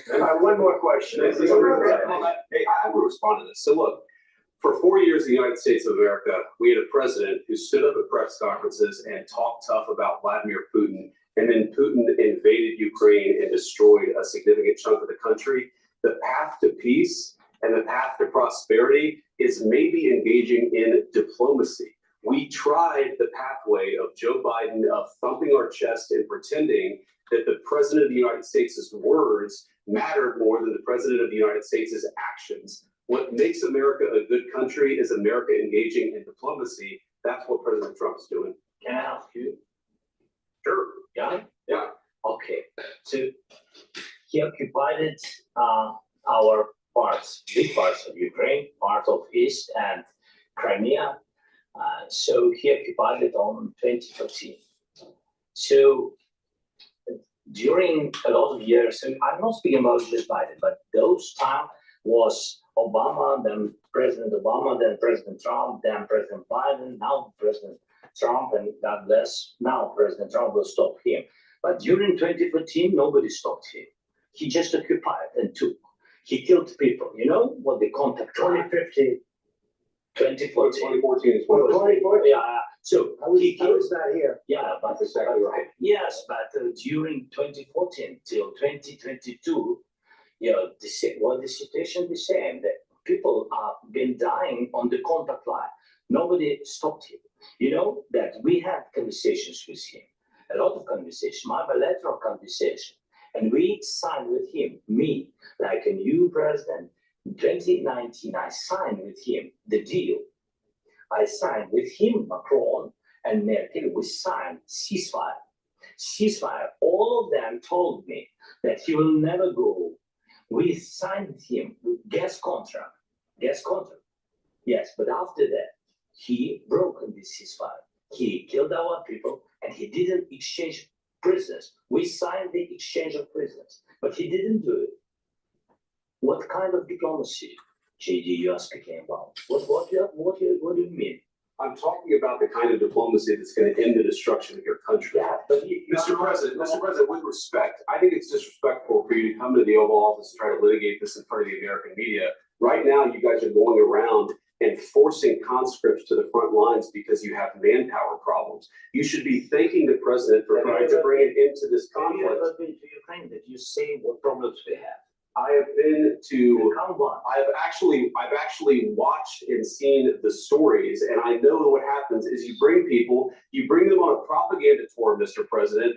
Do you disagree that you've had problems bringing people into your military? And do you think that it's respectful to come to the Oval Office of the United States of America and attack the administration that is trying to prevent the destruction of your country? A lot of questions. Let's start from the beginning. Sure. First of all, during the war, everybody has problems. Even you, but you have nice ocean and don't feel now, but you will feel it in the future. God bless. You don't know that. God bless. God bless. You will not have war. Don't tell us what we're gonna feel. We're trying to solve a problem. Don't tell us what we're gonna feel. I'm not telling you. Because you're in no position to dictate that. That's exactly what you're doing. You're in no position to dictate what we're gonna feel. We're gonna feel very good. Feel influence. We're gonna feel very good and very strong. You will feel influence. You're right now not in a very good position. You've allowed From the yourself very- to be in a from very the bad very position, beginning and of it the happens war. to be right about From the very beginning of the war. You're not in a good position. You don't have the cards right now. With us, you start having I'm not playing cards. cards. Right now, you don't I'm have very you're playing serious, cards. Mr. President. You're I'm playing very cards. serious. You're I'm gambling the with the president lives of anymore. millions of people. You think- You're gambling with World War III. You're gambling with World War III. And what you're doing is very disrespectful to the country, this country. That's with back all to you. respect, Far more than a lot of people said they should have. Have you said thank you once this A lot entire of meeting? times. No, in this Even entire meeting, have you said thank Even you? today. You went to Pennsylvania and campaigned for the opposition in October. Offer some words of appreciation for the United States of America and the president who's trying to save your country. Please, you think that if you will speak very loudly about the war, you He's can not speaking loudly. He's not speaking loudly. Your country's in big trouble. Can I Wait a minute. answer? No, you've done a lot of talking. Your country is in big trouble. I know. You're not I winning. know. You're not winning this. I You have a damn good chance of we are coming out staying- okay because of Mr. us. Brett, we are staying in our country, staying strong from the very beginning of the war. We've been alone, and we are thankful. I said thanks You haven't in been this alone. cabinet. You and haven't not been only alone. in this We cabinet. gave you, I through this said stupid president, $350 billion. You voted We gave for you your military equipment. You And your voted men for are brave, but they had to use our military. What about West? If you didn't have You our invited military equipment, You invited if me you this didn't have our military equipment, this war would have been over in 2 weeks. in 3 okay? days. I heard it from Putin. In 3 days. This is something Maybe new. less. In 2 weeks, of course, yes. It's gonna be a very hard thing to do business like this. I tell you. To say thank you. I Except- spent a lot of time Except that saying there, except to that American Except that there are disagreements, and let's go litigate those disagreements rather than trying to fight it out in the American media when you're wrong. We know that you're But wrong. you see, I think it's good for the American people to see what's going on. I think it's very important. That's why I kept this going so long. You have to be thankful. You don't have the cards.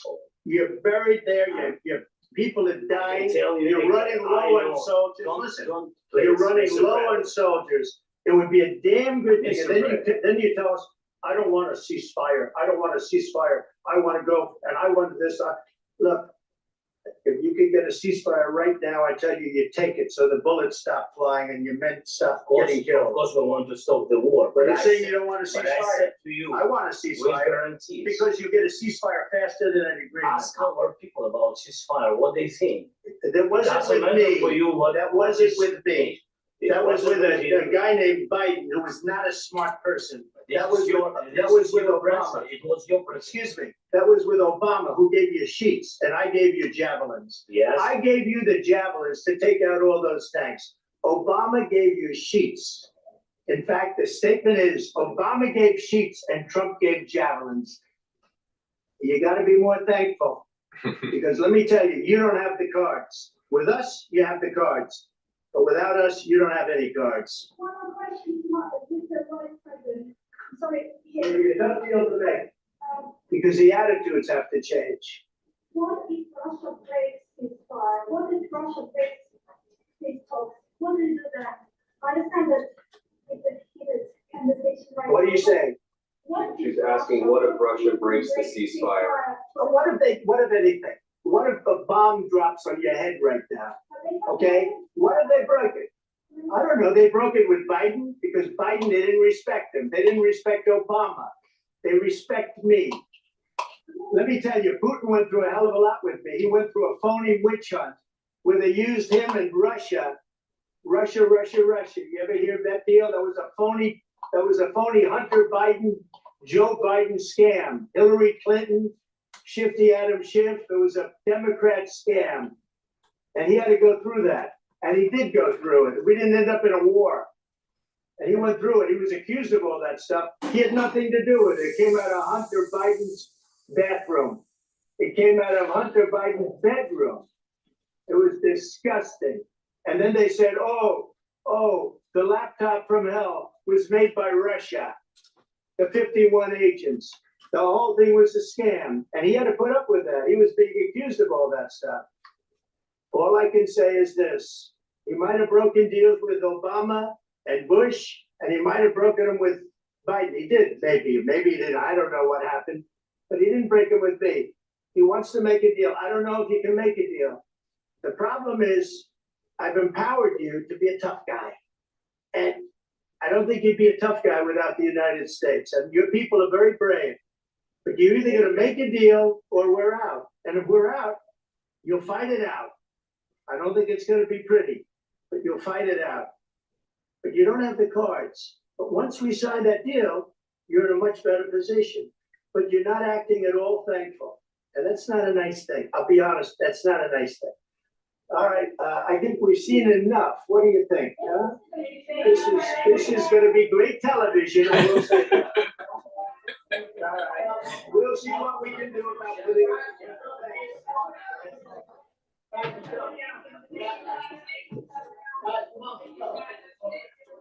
We'll see.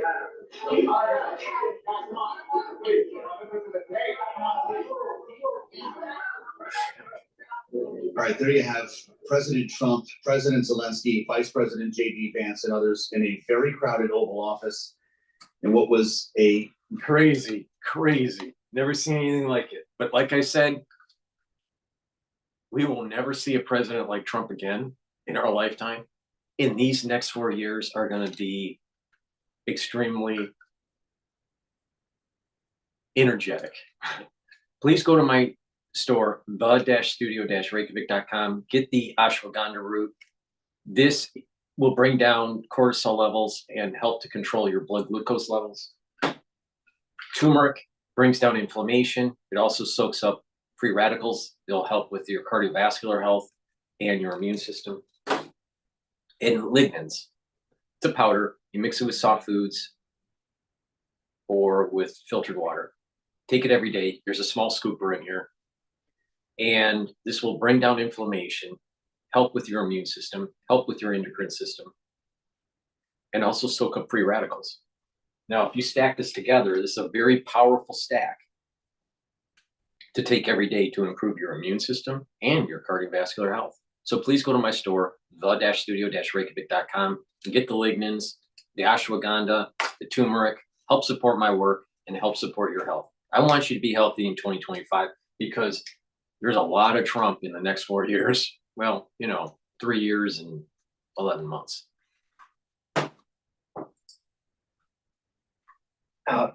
Is something I don't think I've ever seen in 5 decades of Washington statecraft. So I think what we just witnessed was something that, look, I mean, everybody knew Donald Trump kind of, goes his own way. But the idea that this is either good for America, good for Ukraine, or good for the world is nuts. This was an incredible failure of diplomacy. And regardless of what happens today, maybe they get a deal this side. Showing this makes both countries look weak.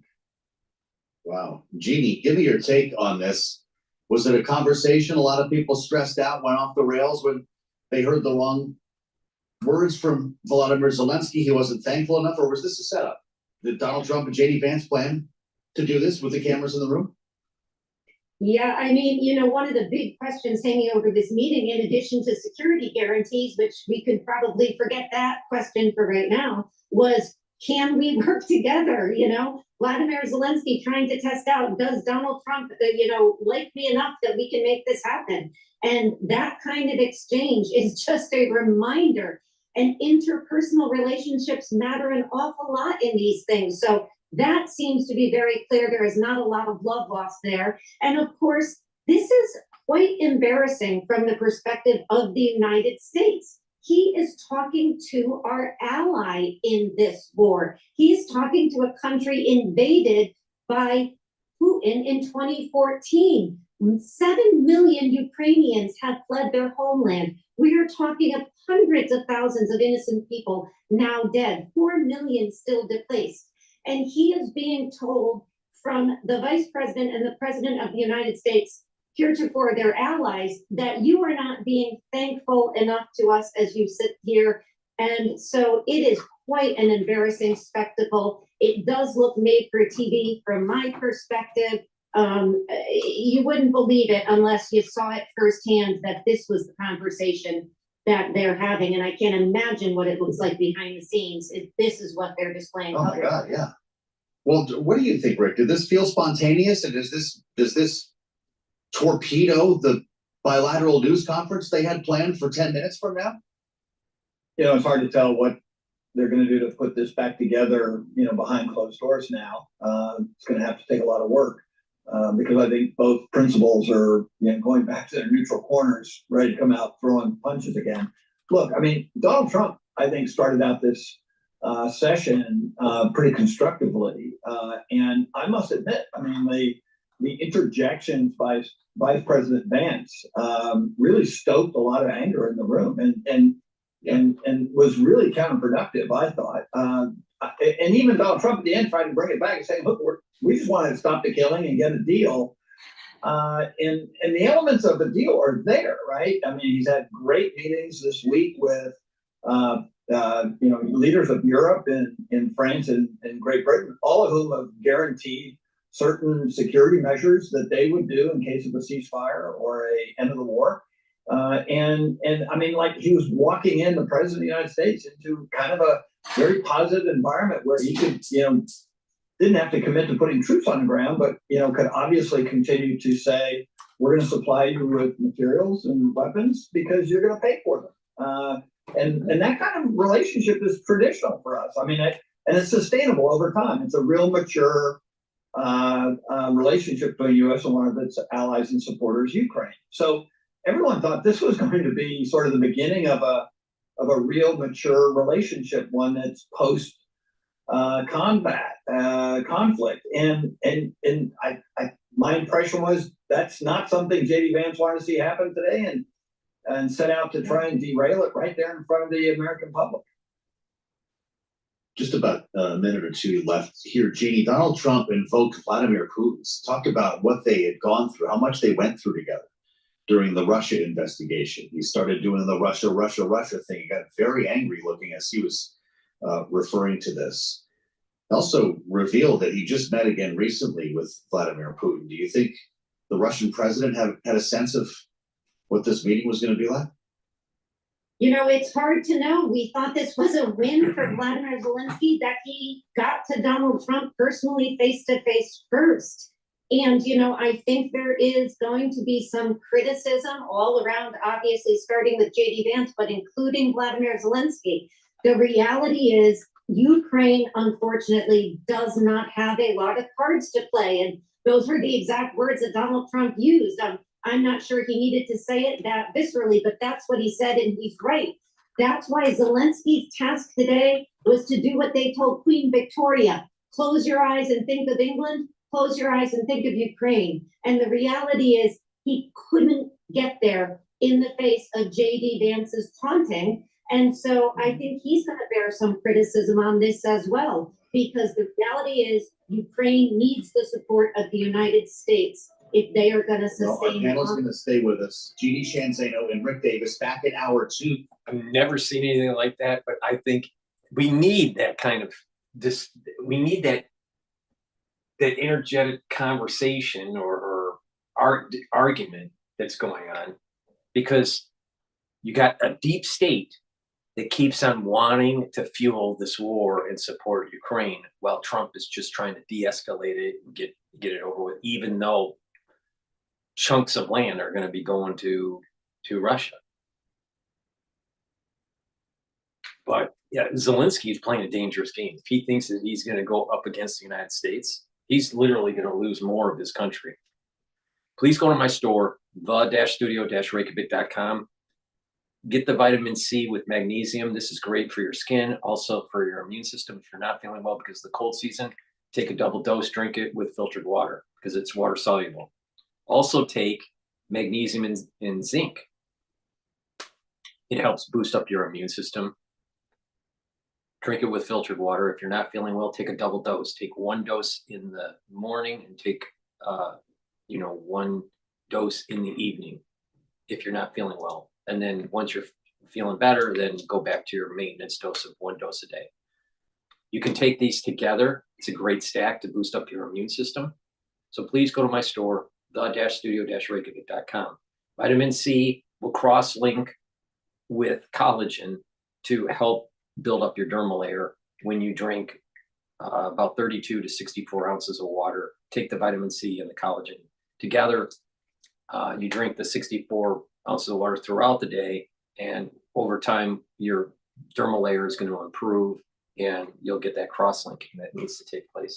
Now, since I've been talking about the collagen, this is a very high quality collagen peptide powder. You get a big scooper, it's about a month's supply. Mix it with soft foods like hummus or with filtered water, a smoothie. Some people mix it with milk. But take it every day. It helps with your muscles, your joints, your bones, your skin, your hair, your nails. It's a great supplement, very high quality. It has an amino acid profile that's shown on the screen here. You can take a look at the label more closely on my website, the-studio-reykjavik.com. And again, to really, this is a dual purpose product. So if you're doing resistance training, it's going to help with your bones and your joints and your muscles, but it'll also help with your skin, hair, and nails. Now for your skin, taking the vitamin C together with this is important, and then drink the 64 ounces of water throughout the day. It'll cross-linking and help with the dermal layer. Please go to my store, the-studio-reykjavik.com. Get the collagen, get the vitamin C. I also have skincare boxes, the anti-aging skincare boxes that has the collagen, the vitamin C, and the structural nanosilver gel. And the advanced box has everything in the beginner's box, but it also has resveratrol and C60. So please go to my store, the-studio-reykjavik.com. Use discount 5, you get $5 off. If you buy a anti-aging box or a longevity box, it automatically has a discount compared to buying products individually. And you can put a discount 5 on top of that. So it behooves you to actually get the anti-aging boxes and the longevity boxes. It saves you money.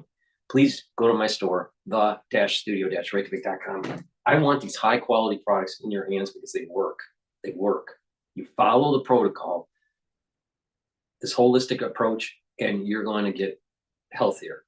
And the systems that you're targeting are going to improve.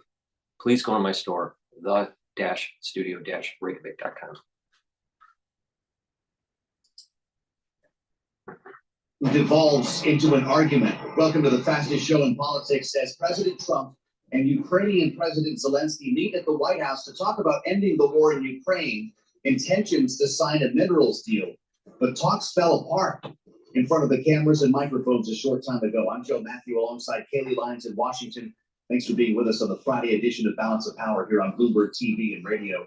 Kaylee, we've never seen anything like that in the Oval Office, and it's unclear what the heck happens now. These two are supposed to have a bilateral news conference starting in just a couple of seconds. Yeah, I guess we'll see if that goes forward, if this deal they were intending to sign today is able to go forward at all after a meeting, but frankly lacks the dignity you would usually see when heads of state are meeting at the Oval Office at the White House. Yeah. What started pretty cordially as President Trump was heralding this deal he said would benefit both the U.S. and Ukraine started to sour, and it does seem it may have happened after President Zelensky suggested that he still needs security security guarantees that this deal alone, this document, is not going to be enough. That was when Vice President J.D. Vance also got involved. Things got heated and frankly loud in there in the aftermath, with President Trump suggesting that Zelensky does not hold the cards, and to quote him, "You're gambling with World War III." Yeah, voices were raised. People were very upset. You either make a deal or we are out, Donald Trump said to President Zelensky, telling him he has to be thankful, and said it's going to be very hard to do business like this. To your point, it's unclear if we get a minerals deal, if we advance to peace talks right now with Vladimir Putin, who Donald Trump says he just recently spoke to. This is quite a moment. If they do get into the East Room as planned for their joint news conference, we'll bring it to you live here on Bloomberg. Yeah, I guess it's still a question of if that happens at this point. Things are behind closed doors now, so we have less visibility, but we should learn more in short order. We'll have much more on this live with a report from the White House from Bloomberg's Tyler Kendall in just a moment, but we also want to check on the markets, and Charlie Pellet has a look from New York. Hey, Charlie. Hi, thank you very much, Kayla Lyons. Indeed, all of this playing out on Wall Street. Stocks move from gains to losses as Trump Zelensky plays out on the stock market. We've got the S&P right now down 7, 58.53 where we stand. That is a drop of 0.1%. Dow Jones Industrial Average now lower by 16, little change, down less than 0.1%. The Nasdaq Composite Index down 41, drop there of 0.2%. Nasdaq 100 Index also lower now by 0.2%. Small cap shares, the Russell 2000 Index down by 0.1%. But to be clear, the Dow, the S&P, Nasdaq all have been higher earlier in the session, but all now in the red. We've got the 10-year 4.23%, the 2-year 3.99% now on the 2-year. Spot gold down $32 the ounce, down 1.1%, 28.45, and West Texas Intermediate crude 69.89 a barrel, down 0.6%. Wells Fargo has abandoned its net zero commitment, discontinuing its sector-specific 2030 interim finance emissions targets and its goal to achieve net zero by 2050. For financed emissions. Meanwhile, BlackRock is scrapping its aspirational workforce representation objectives, reversing course on earlier goals after President Trump moved to end the diversity, equity, and inclusion, or DEI practices. Balance of Power continues right now. Back we go to Washington. Once again, your hosts, Joe Matthew and Kaylee Lyons. All right, Charlie Pellet with a look at the markets from New York. Thank you so much. Meantime, here in Washington, we've all just been rocked by the tape we saw from the Oval Office, a meeting that is taking place and still is behind closed doors between President Trump, Ukrainian President Volodymyr Zelensky, and others as well, including Vice President J.D. Vance, who was also involved when the conversation took a turn. What was originally supposed to be a visit in which a minerals deal would be signed, maybe other negotiations around ending the war with Russia would be had, has devolved into something where we are now questioning how things move forward. As President Trump suggested, it's going to be difficult to do business with President Zelensky. Yeah, this is really something.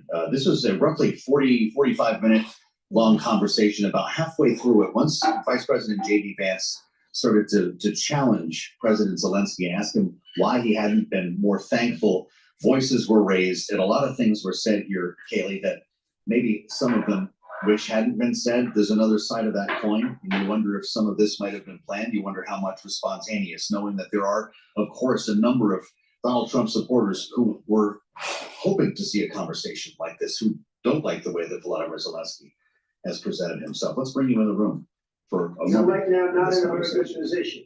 You've allowed yourself to be in a very bad position, and he happens to be right about it. From the very beginning of the war. You're not in a good position. You don't have the cards right now. With us, you start having cards. Right now, you don't know you play cards. You're playing cards. You're gambling with the lives of millions of people.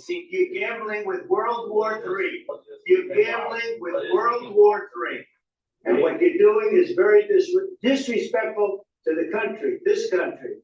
It's back to you. Far more than a lot of people said they should have. Have you said thank you once? This entire meeting? No, in this entire meeting, you said thank you. You went to Pennsylvania and campaigned for the opposition in October. Offer some words of appreciation for the United States of America and the president who's trying to save your country. We're going to have a conversation ahead with former Ambassador Daniel Freed. First, we want to talk with Nick Wadhams, who leads our national security coverage here in Washington, D.C. Nick? You know, the problem with Zelensky is he feels as though he's in charge. And he just keeps on asking for more and more money and more support. And the reality of the situation is Ukraine can't continue on the fighting without U.S. support. And the U.S. is tired of it. And the aid that the U.S. has provided. So an extraordinary moment. Well, certainly so. And I guess the question, Nick, is now what moments come after this? Things have moved behind closed doors, but initially there was supposed to be an agreement signed in front of the press in the east room of the White House. That was supposed to be scheduled to happen at this hour. Is there any indication of whether that will still happen? Well, we are trying to figure that out. I mean, the big question here is, does that go ahead, or are we at an impasse where essentially the relationship is totally broken? I mean, it had been clear for some time that President Trump was not excited about Volodymyr Zelensky. He did at one point call him a dictator, though then in the last day or two, he had a turn where it felt like the situation was warming up a little bit. Things were getting better. They thought they had a deal that served Ukraine's interests, essentially punted a lot of questions until later, but gave President Trump a document to show his supporters to say, look, we are going to get something out of this. Now seems very unlikely to me that the two sides, without some further intervention, would be willing to sit down and actually put pen to paper, put their signatures on that document. And then the whole thing may end up in total collapse, but we'll just have to see in the next hour or so. They're also supposed to have a press conference, and of course, is that going to happen? So, great question. We will bring it to our viewers and listeners if it does. Nick, that was scheduled to begin 7 minutes ago, but obviously things were running late before things started getting angry. Donald Trump said to Volodymyr Zelensky, you either make a deal or we are out. You take him at his word? Yes, I would take him at his word on that. I mean, you know, the thing that's so interesting is this critical minerals deal, when you get down to it, was essentially an agreement to have talks at a later time. So there wasn't really anything in it that actually committed either side to much of anything. And indeed, there was some speculation that this was basically something that Ukraine and some pro-Ukraine lawmakers and others in the United States could put in front of President Trump and say, listen, we got this from them. Now we can get down to the real business of actually having real negotiations, both over this deal, but over a peace agreement later on. So if President Trump essentially backs out and throws himself in with the Russian side, or abandons Ukraine and lets Russia run roughshod over Ukrainian territory, I mean, this is a critical moment. This is just completely unprecedented. So again, we should have more clarity in the next couple of hours and also in the coming days. But what you really saw here was just the eruption of the hostility we had known that President Trump felt about Ukraine from some time, but had been restrained from exhibiting. Now it feels like those shackles are basically off. All right, Bloomberg's Nick Wadhams, thank you so much with reaction to the footage we've all just seen, and watching it alongside us now here in our Washington, D.C. studio is Ambassador Daniel Freed, Distinguished Fellow at the Atlantic Council, also former U.S. Ambassador to Poland and former Assistant Secretary of State for Europe, here with us on Bloomberg TV and radio. So obviously we all saw, we all heard the exchange that happened between these three. Ambassador, what do you make of it? Take a step back. The U.S. has an interest in Ukraine succeeding. Our problems in the world get better if Ukraine survives and prospers.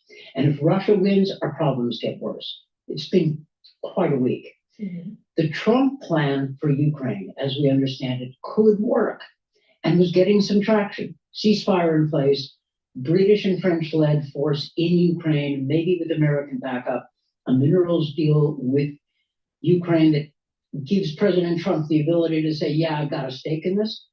That could come together. And now this blow up. Let's hope, best case, that they pull it together. President Trump loves drama for TV. Let's hope that they can pull it together, sign the minerals deal, move forward, because the U.S., the Trump administration could succeed. And Trump could get what he wants, which is to push back on Putin, be seen as doing so, and be seen as a peacemaker. Now, I realize that this may be completely fanciful if in the next few hours this all blows up. I get that. But my job for 40 years, Foreign Service Officer, is to try to look at the way forward. And there is a way forward, which is why my frustration is that the administration keeps stepping on its own policy. This fight in the Oval was not necessary, especially because Zelensky is actually working according to Trump's plan. He's ready to sign the deal. I suspect he's ready to accept a ceasefire if he gets enough security. That Trump could win. No, he wasn't listening to the argument. The argument was that Zelensky didn't want to sign the deal because he felt that there wasn't enough guarantee from the U.S. for defense. That's the whole point of the argument. That's a good question. I watched it carefully. If you watched it carefully, Vice President Vance was provoking Zelensky. I think Zelensky could have answered it differently. He was trying to explain the details. That's not what I would have done or advised him to do. But then you had the president and the vice president basically bullying a Democratic leader who's fighting for his freedom and ours. So I don't see what American interest is advanced by having this fight. Was it deliberate? Was it an ambush? It's possible, but the larger question remains, what do we get out of having a fight? I know what Putin gets. What do we get? We get a lot if Ukraine succeeds, and especially if we get the British and French to carry the heavy load of the security burden. That's quite a success for Trump, success for America. I'm all on board. But the administration has to follow its own plan and not get distracted by this stuff. Well, on your point, Ambassador, about it being in U.S. interest to see Ukraine succeed to the extent it can, it did seem we saw President Zelensky trying to make that point when he suggested, yes, I know you're here on the other side of the Atlantic, but you could ultimately feel this. President Trump pushed back on that, saying, don't tell us what to feel, but also then later suggested Zelensky right now is toying with World War III, which presumably would involve the U.S. and somehow we aren't immune to conflicts like that, as we saw with the prior World War. So which is it? Yeah, President Trump was just wrong about that. We thought we were safe behind two oceans and then Pearl Harbor, right? We figured it out fast. We can't be the lonely bastion of freedom in the world. That's what Franklin Roosevelt, Harry Truman, and Ronald Reagan taught us. And that's the right lesson. And it is the Trump administration in its more wise moments understood that we're in a period of great power rivalry and we have adversaries. Russia, China, Iran. So yeah, let's work with our friends to contend with our adversaries. And Ukraine is our friend. Maybe a little difficult sometimes, but still. But the president today didn't seem to characterize Russia as an adversary necessarily. When he was asked to feel in the middle, he said, I'm for both Ukraine and Russia. How did you interpret that? Well, that's not the language I would have used. And I don't think our position at the UN was very good on Monday, where we supported a weak resolution. But if that's the way President Trump wants to play it, okay, play it that way, but then land the deal. And the deal has to provide for Ukraine's security. Because if it doesn't, then we've been suckered by the Russians. And in diplomacy, don't be the sucker. We love talking with practitioners. You're a career diplomat. Bring us into the room. And maybe not an extreme like this, but when a meeting devolves, the reporters have left. Who is in the different rooms? What do you do now as a diplomat when the meeting just blew up in your face? You advise your principal on how to fix it. What do you do to set it right? And what do you do in terms of what's possible for you politically? And someone like me is supposed to find a way forward. So if I were advising President Trump, I would say, look, you made your point. Now tell Zelensky, make light of it. Tell Zelensky we need a deal. Let's show people after we've pushed back that we can do this. But you get the boss alone in the room right now. Everyone goes cool off for a minute. I need to talk to you alone. The national security, this is the job for the national security advisor. Yep. And I think Mike Waltz is a serious person. He was right in. That's right. Now, I also think that Zelensky's people should figure out a way for him to approach Trump and make clear that, yeah, he's grateful to the United States. And yeah, we have he appreciates Trump's role in pushing things forward. Say that. It's true enough, and it will help. So at moments like this, the pros scramble. Don't wring your hands. Don't complain. Figure out what you're going to do. Figure out the way forward, and do it fast. Yeah, we'll have this conference, Kelly. Well, I was just about to ask, Ambassador, do you have confidence that they are able to do that? We'll see these two having corrected or taken the break that they need, facing the press once again this afternoon. I'm in an impossible position because we're going to know just how wrong I am. I would say this, because it's Donald Trump, who loves drama and twists and turns, he could easily decide to pull it back. He could. Now, I'm not saying he will, but I don't think all is necessarily lost, right? He loves TV drama, and he's got one going. But the drama, you don't milk that drama if you continue the fight. You get more attention and put yourself maybe in a stronger tactical position if you can come out and say, yeah, that was rough, but we've agreed. So if I were advising the president, I would say, okay, you pushed hard, now land a deal. If you're Donald Trump, you can take credit for saving this day, can't you, if things go right? That would be my advice. Again, they're not going to ask me, but somebody like me is supposed to advise the president on how to succeed on his terms. Ambassador, I apologize for interrupting, but we just got a statement from the president, which reads as follows. It's amazing what comes out through emotion, and I have determined that President Zelensky is not ready for peace if America is involved because he feels our involvement gives him a big advantage in negotiations. I don't want advantage, I want peace. He goes on to say, he disrespected the United States of America and its cherished Oval Office. He can come back when he is ready for peace. Pretty remarkable here. Well, that's unfortunate, especially because we showed no similar toughness in New York on Monday with a weak UN resolution. Not good, and I don't see what American interest is advanced thereby. If there was one voice we could have at the table today, it would be Daniel Freed, Ambassador. Thank you so much for being with us at this critical moment in Washington. I'm Joe Matthew, alongside Kaylee Lyons. We'll have much more ahead with our signature panel. This is Bloomberg.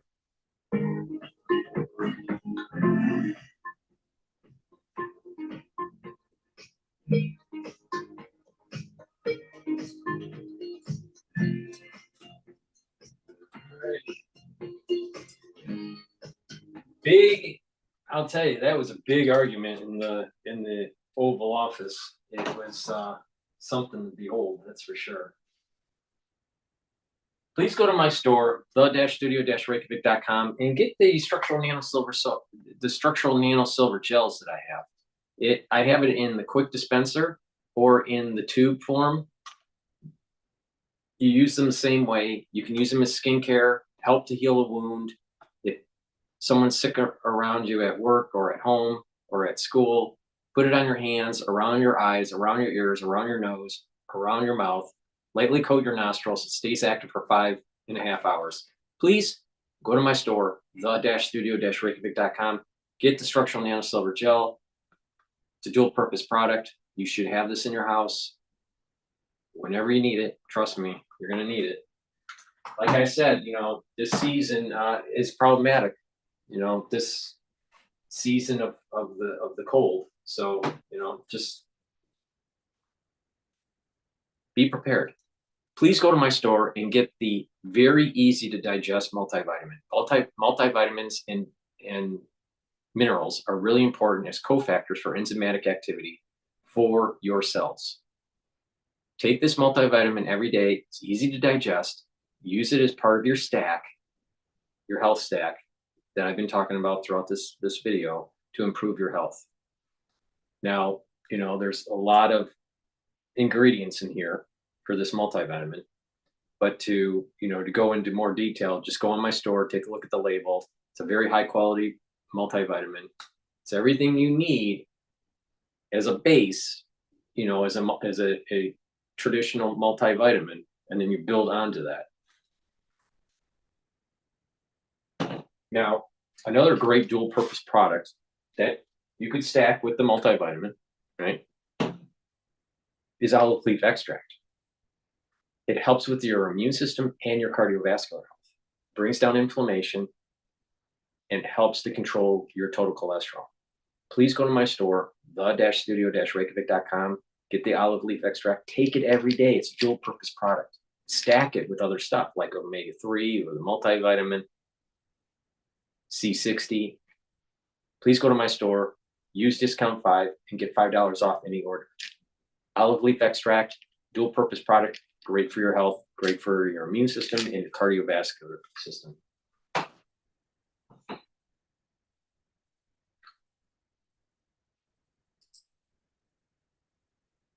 All right, let's go to live now because they're replaying what happened at the. I'm a business person. We made a deal. That's what changed. I didn't think we were going to make a deal, and we ended up making the deal. So that changed. Mr. President, how do you envision a trilateral summit with President Zelensky and Putin? I don't know, but well, they don't like each other. I can tell you that. They do not like each other. It's not a love match, and it's unfortunate. That's why you're in this situation. The United States should not have allowed this to happen. Okay? The United States, run by a man that didn't know much, I'm going to be very nice, run by an incompetent person, very incompetent person, should never have allowed this to happen. I've stopped wars. I've stopped many wars. And people will tell you, I stopped wars that nobody ever heard about. I stopped wars before they ever started. You can look at I could give you a lot of nations that would tell you right now they were probably going to war. I could tell you right now there's a nation thinking about going to war on something that nobody in this room has ever even heard about. Two smaller nations, but big, still big. And I think I've stopped it. But this should have never happened. Sorry, just a second. About any negotiations. First of all, I want really to tell you, and I think that everybody understands that Ukraine, modern Ukrainians, nobody want to stop this war. But in the future, any negotiations, it's understandable that two sides of the war, not Russia and the United States, because this is not the war between Russia and the United States. This is war of Russia against Ukraine and Ukrainian people. So these two sides will be at the anyway will be at the negotiation table. Then of course United States, like the strongest partner of the Ukraine, and of course Europe. I think Europe is very important. I want to speak about it with the president. Yes, Europe is very important for us because we really defend Europe for today. All Europeans really recognize that we are defending life and they have real life and our people are dying. That's why they helped us. And also it's about the NATO. Yes, between, like the president said, you have big, nice ocean.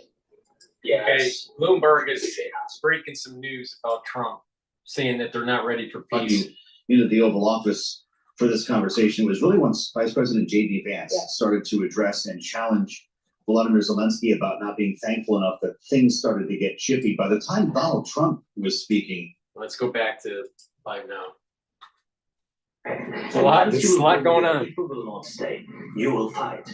Your American soldiers. It doesn't matter, do you have ocean or not, your soldiers will fight. Mr. President, would you be willing to visit Ukraine? We gave it for Odessa, which is going to be a 30-year-old last season. It was my question. I don't want to talk about Odessa. Let's not talk about Odessa. I want to talk about making a deal, getting peace. We don't have to talk about Odessa, but a lot of cities have been destroyed. A lot of cities that are not recognizable. There's not a building standing. No. And a lot of you have to come and to look. No. We have very good cities. Yes, a lot of things have been destroyed, but mostly cities alive and people work and children go to school. Sometimes it's very difficult. Sometimes closer to front line, children have to go to underground schools or online. But we live. Ukraine is fighting and Ukraine lives. This is very important. And maybe it's Putin is sharing this information that he destroyed us. But he lost 700,000 people, 700,000 soldiers. He lost everything. Yes. Mr. President, one more. I just Please, go ahead. When did you last meet as a president, and what did he say that? Couple of days ago. And what did he tell you that gave you the assurance that he wanted peace? Well, that's what I do. My whole life is deals. I know pretty good. And I've known him for a long time. I've dealt with him for a long time.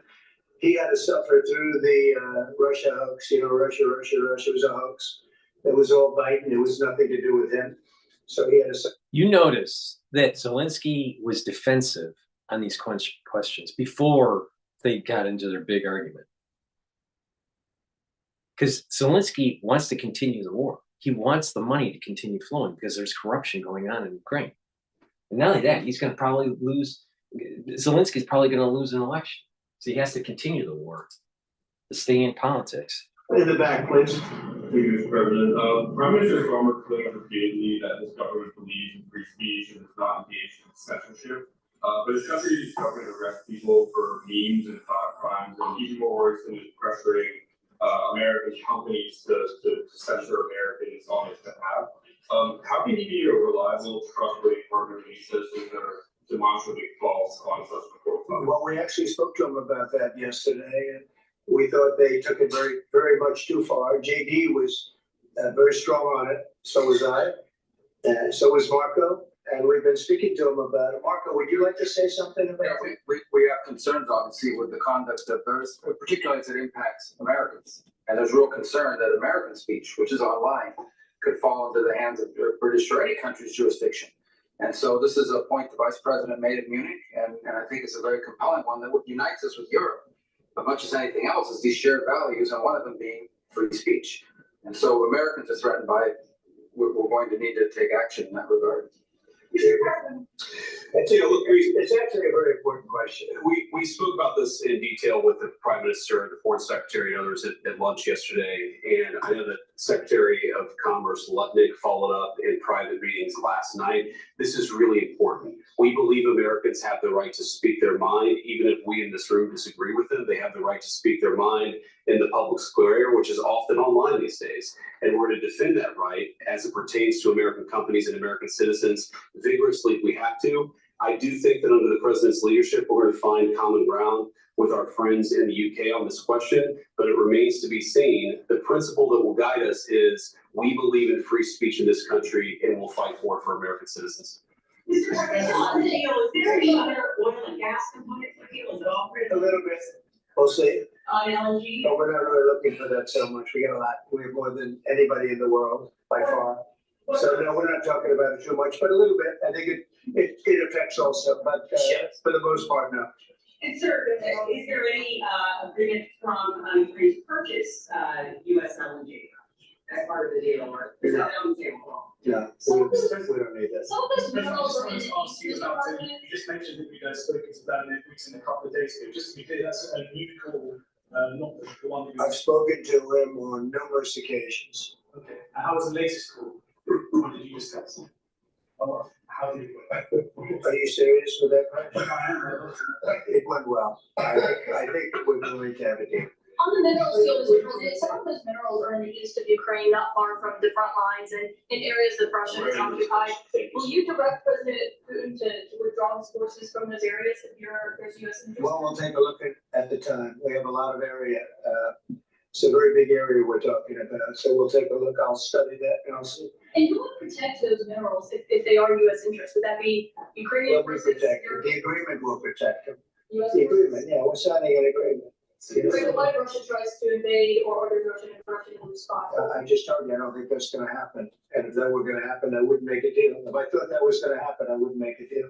Some people wonder why. You ought to focus on CNN on survival, not asking me these ridiculous questions. Focus on surviving, because CNN's got such low ratings, I don't think they're gonna survive. Let's go. Please. I already mentioned Poland. Poland was under Russian control for decades after the Second World War. When I was a kid, I looked at the United States not only as a most powerful country, richest country in the world, the country that has great music, great movies, great muscle cars, but also as a force for good. Do you, and now I'm talking with my friends in Poland, and they are worried that you align yourself too much with Putin. What's your message for them? Well, if I didn't align myself with both of them, you'd never have a deal. You want me to say really terrible things about Putin and then say, "Hi, Vladimir, how are we doing on the deal?" It doesn't work that way. I'm not aligned with Putin. I'm not aligned with anybody. I'm aligned with the United States of America and for the good of the world. I'm aligned with the world, and I want to get this thing over with. You see the hatred he's got for Putin. It's very tough for me to make a deal with that kind of hate. He's got tremendous hatred. And I understand that, but I can tell you the other side isn't exactly in love with, him either. So it's not a question of alignment. I'm aligned with the world. I want to get the thing set. I'm aligned with Europe. I want to see if we can get this thing done. You want me to be tough? I can be tougher than any human being you've ever seen. I'd be so tough. But you're never going to get a deal that way. So that's the way it goes. One more question. I have to respond to this. So look, for 4 years in the United States of America, we had a president who stood up at press conferences and talked tough about Vladimir Putin, and then Putin invaded Ukraine and destroyed a significant chunk of the country. The path to peace and the path to prosperity is maybe engaging in diplomacy. We tried the pathway of Joe Biden of thumping our chest and Something's happening at the White House right now. Here. Be part of the pool today, but there will be a throng of reporters. I believe Josh Wingrove described it as a zoo when he got there earlier this morning. They're in the driveway, as you can see now on Bloomberg TV and on YouTube. The vehicle that brought Volodymyr Zelensky to the White House is waiting for him just outside the West Wing entrance. And if we were able to pull out a bit, you'd see the sticks, as they call it, the stakeout position where microphones and cameras are waiting for him. So, Kaylee, he may well take some questions. We'll find out together. Indeed, and while we await to find out, we turn back to our signature political panel who was with us today, Rick Davis and Jeannie Shanzano, both Bloomberg Politics contributors. Rick, given what we all just listened to, again, the tone, the language that these three were using with each other in the Oval Office, of all places, are you surprised that things cannot move forward in the aftermath, or at least don't seem to be moving forward now? Yeah, you would think that they'd set aside the emotion that the statement referred to from the White House and regroup with their teams. I can imagine National Security Advisor Walz is in conversation. The press conference is canceled. This is huge. Trying to make this is huge, huge, huge. The press conference is canceled between Zelensky and Trump. Now, usually they have discussions. They go into the Oval Office, take press questions, then have additional discussions, and then they have a conference, a big press conference where they're sitting at two different podiums. That podium part of this is canceled. That means the whole deal blew up. We just saw this. We just saw the Ukrainian war peace agreement blow up right in front of our eyes. This is going to get worse. And Zelensky blew it up. Zelensky's an idiot. And it's going to be a big step backwards in stopping the fight that Donald Trump claims is his #1 priority. Stop the bloodshed. High fives in the Kremlin, Jeannie. Would it be smart politically for Zelensky to come out of that West Wing entrance we're looking at right now and take questions from reporters, try to make this case, or does he dig the hole deeper for Ukraine? You know, it is such a tough call for Zelensky. He had one big job to do, which was to try to mend a heretofore difficult relationship with Donald Trump today. And the clip you played is so important because you can hear him at the offset of that trying, fairly innocently to explain to J.D. Vance and the president the history. He is a war leader for 3 years. The history of his country going back to 2014, the 2 Minsk agreements signed that Vladimir Putin, after invading his country, did not live up to, and trying to explain to them why they cannot trust, or he cannot trust, Putin to live up to an agreement now. And then you hear J.D. Vance come in quite frankly, like he was talking to one of his young children or something, berating Zelensky. And then, of course, Donald Trump jumped right into that. And, the reality is that this is going to be very, very tough to repair. It doesn't mean we won't get that rare earth mineral deal, but this goes so far beyond that. And I think one thing to watch for here is, can Marco Rubio and Waltz, who are more interventionist in the traditional sense, walk Donald Trump off the ledge here and walk this back and get this deal back on track? I don't know if it's possible, but there is a big division in this administration between those who are non-interventionists, like J.D. Vance, who, by the way, in the Senate did not support aid for Ukraine, and those like Rubio and Waltz. And we have to see if they can bring Donald Trump back to the idea that a deal on the rare earth minerals would give us a leg up economically, and then that would sort of, lay the groundwork for them to move forward with a potentially relationship to be built on with Zelensky. But very, very tough for Zelensky. 3 years at war, so many people dead and displaced, to have to listen to the vice president demanding that he be more, express more gratitude, and quite frankly, the ahistorical, renditions of what has happened in his own country. Well, to Jeannie's point, Rick, as we consider the cast of characters here beyond just the president and vice president, Secretary of State Marco Rubio, National Security Advisor Mike Waltz, those who are more hawkish in Congress, who have long supported Ukraine. I'm thinking here of Senators Lindsey Graham and others. Do you expect a collective voice here could come to check the impulses of the president and vice president on this one, or is it ultimately what they say that will go? Because President Trump is suggesting he's communicating directly with Vladimir Putin.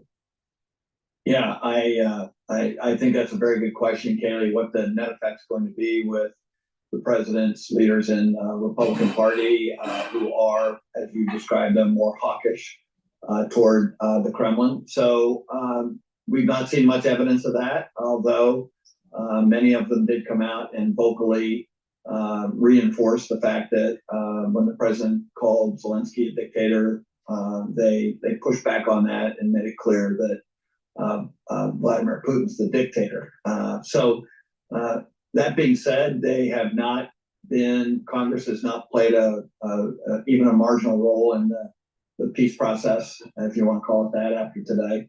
And so I can't imagine anybody's going to want to stick their neck out too soon after this debacle to see where it goes from here. So I think everyone's going to wind up taking a big step back and assess the damage in our relationships that this will result from. The relationship with our ally, the Ukraine's, NATO members, and what their reaction to this is going to be.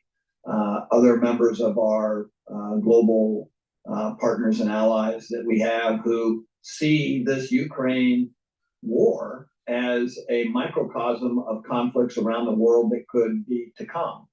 And this is obviously going to fan a lot of insecurity in every corner of the world after today. Pretty remarkable optics, Jeannie. I think we can agree. And there were things not captured on the cameras that were pointed at Trump, Zelensky, J.D. Vance, and others. Ukrainian Ambassador Oksana Markarova, who has joined us on this program, put her head in her hands as the shouting match took place in the Oval Office. Jeannie, it says a lot when we consider that particular moment, and I wonder what it means for Ukraine and how much may have been lost today. Yeah, Joe, I'm so glad you mentioned that photo. I saw that photo as well, and I think it is just so worth reflecting on how much it encapsulates really the shock and horror for Ukrainians who have seen in just a matter of a few weeks their closest ally, the United States, essentially switch sides. You now have an administration echoing Vladimir Putin talking points. And, Rick was talking about the Kremlin cheering. People are talking about them popping champagne. This is the best case scenario for Putin. And this is, again, a war-torn country. It has been for over a decade. Russia occupies 20% of Ukraine. And what Zelensky was trying to school, and maybe it wasn't the time to do this, President Trump and Vice President J.D. Vance on is the reality of that, how much has been lost. And, he was interrupted by demands for, pledging fealty to the president. So, yeah, that picture is absolutely stunning and speaks volumes about what Ukrainians and, quite frankly, Europeans and allies of the United States around the world must be feeling today, watching this implosion in the Oval Office. Well, meanwhile, we're watching what's happening outside the West Wing as photographers are now emerging from the doors. And Ukrainian President Volodymyr Zelensky is now, if you're with us on Bloomberg TV or on YouTube for the benefit of our radio audience, getting into his vehicle. So he is leaving the White House after, again, President Trump told him he can come back when he is ready for peace. He has now gotten into the vehicle. I would imagine, Joe, in short order, we're going to see it leave the White House complex and go elsewhere from there, knowing this is not how Zelensky originally intended for the afternoon to go. The intention initially, at least it was understood, was to be signing a deal on minerals today, but obviously that is not how things have gone down, as Zelensky is now in the car and others from the delegation appear to be leaving the White House. Streaming out of the West Wing right now. Reporters standing by in the driveway, not likely to be very nourished with what we're getting here. Our reporter, Tyler Kendall, on the ground at the White House, says they are preparing to open the Northwest Gate to let him out of the campus. Having stayed the night at the Hay Adams Hotel, Kaylee, he was not at Blair House as we saw the other leaders inside the White House complex. It's pretty clear he's not going to be taking questions here. In fact, he came out of that door rather quickly. The rest of the delegation is being put into a van. Once they get out of there here, we'll see what's left. The peace agreement blew up. We get a statement from blew up. One thing I will make clear to our viewers and listeners is we have an important interview that's coming up. Bloomberg's David Weston is supposed to be talking with Treasury Secretary Scott Bessent about an hour and 15 minutes from now. I suspect the trajectory of that conversation will be a bit different than it would have been a few hours ago. Yeah, knowing Bessent was the one initially dispatched to Ukraine to present the first iteration of this minerals agreement. It ended up looking very different in terms of what was going to be signed today as the U.S. pulled back demands of the numbers reaching $500 billion and some other things. But Bessent was deeply involved in this work. So we'll, of course, hear from him, the Treasury Secretary, as we now see the van carrying the Ukrainian delegation and the vehicle with President Zelensky in it leaving the White House complex. And it is worth noting as well, Volodymyr Zelensky was scheduled to have an interview on Fox this evening. He did not speak to press as he was leaving the White House just now, but we could still hear from him later on today as he characterizes his own version of the day's events. Again, events that to this point look like they have not benefited the prospects of a deal being reached between the U.S. and Ukraine, and untold what that will mean for the ultimate deal the Trump administration is trying to negotiate to end the war with Russia. If you're just joining us on Bloomberg TV and radio, we were supposed to be bringing you a joint news conference between Trump and Zelensky at this time. It has been canceled after a meeting in the Oval Office turned sour. Voices were raised, an argument was had, and frankly, it's unclear exactly where this relationship is going and what the status of talks are with Ukraine and with Russia. We are spending time with our signature panel right now, Rick Davis and Jeannie Shanzano, as we try to get our heads around everything that just happened here. Please go to my store, the-studio-reykjavik.com, and get the digestive enzyme complex. This will help to reduce the load on your pancreas. It breaks up carbohydrates, proteins, and lipids. If you work out, if you're an athlete, take digestive enzyme complex to help to break up your pre or post workout fuel. And if you're just older, 40 years of age or older, take digestive enzyme complex to just help with digesting food. And by reducing that load on your pancreas, you're going to add the lifespan of the pancreas. But please take my advice, stack with digestive enzyme complex to break up those proteins, carbohydrates, and lipids, so you get that proper absorption without overloading your pancreas. It's really important. And detoxify your body with zeolite. You can take this every day. Take 2 drops underneath your tongue, small drops, drink filtered water, do that every day. It'll soak up toxins, chemicals, heavy metals. It'll allow you to urinate those toxins out in about 6 to 8 hours. And you do that every day. Now, some people prefer to do a little bit more intense cleanse, but only do that once or twice a year. For those people, take 4 or 5 drops underneath your tongue, drink the filtered water, small drops, drink the filtered water, do that every day until the bottle is empty, and then do that maybe once or twice a year. It's up to you, but you can take the zeolite every day. So what is also important is make sure you filter your water and stay away from processed foods and clean your environment. Stay away from heavy chemicals in your household. You're breathing those in and you're being exposed on a daily basis. And that does affect your endocrine system and your immune system. So please go to my store and get the zeolite. Use discount 5.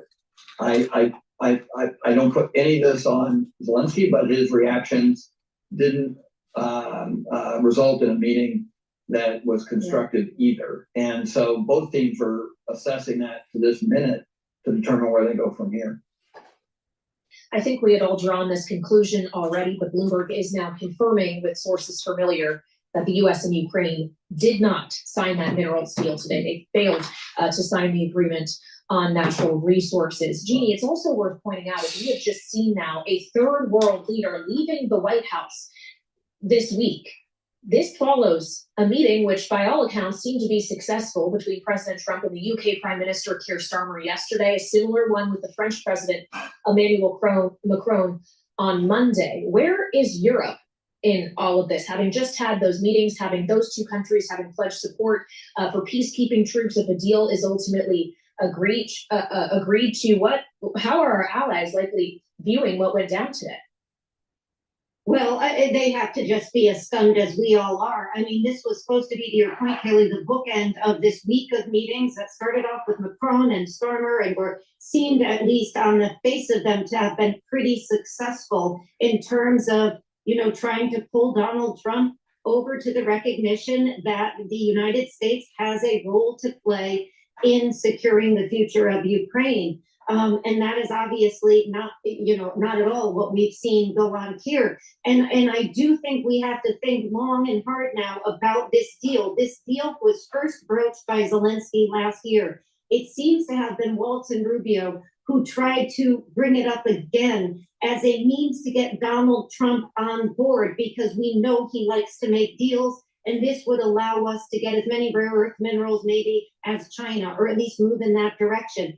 But all along the way, he has been no friend of Vladimir Zelensky or Ukraine. And of course, now he is a vice president who has long expressed consternation about our support of Ukraine. So, as we watch this go down, I am not so sure that it is going to be resurrected quite as easily as some people think. Because for Donald Trump, this is, a sense that he has long had, that there are points at which Vladimir Putin has spoken that he reiterates often, and he has a very, very different view of the war in Ukraine than the United States have expressed prior.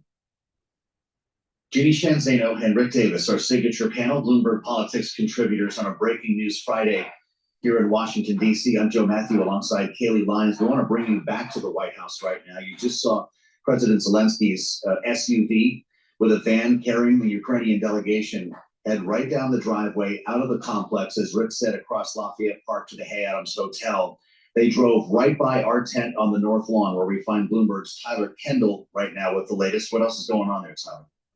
Well, Joe, just a stark difference from when Zelensky arrived at the White House this morning. He was greeted by an honor guard, 56 service members carrying flags of each of the U.S. states and territories greeted him. I watched him and President Trump have that handshake right in front of the West Wing, and then just how quickly this has devolved. I mean, waiting for Zelensky to come out here on the White House North Lawn, every reporter came out. You could hear a pin drop as we waited for that door to open. Ultimately, with Zelensky coming out, not answering any of our questions. We also saw the rest of his delegation pile into their vans as they slowly drove out of these Northwest gates right behind me. So big developments about what happens here next. We're waiting to see if we get any additional information from this White House, if they're going to brief us reporters about what the next steps are coming. But Bloomberg News confirming that that critical minerals deal was not signed, something that President Trump said was critical for the U.S. To move forward when it comes to negotiations to end this war in Ukraine.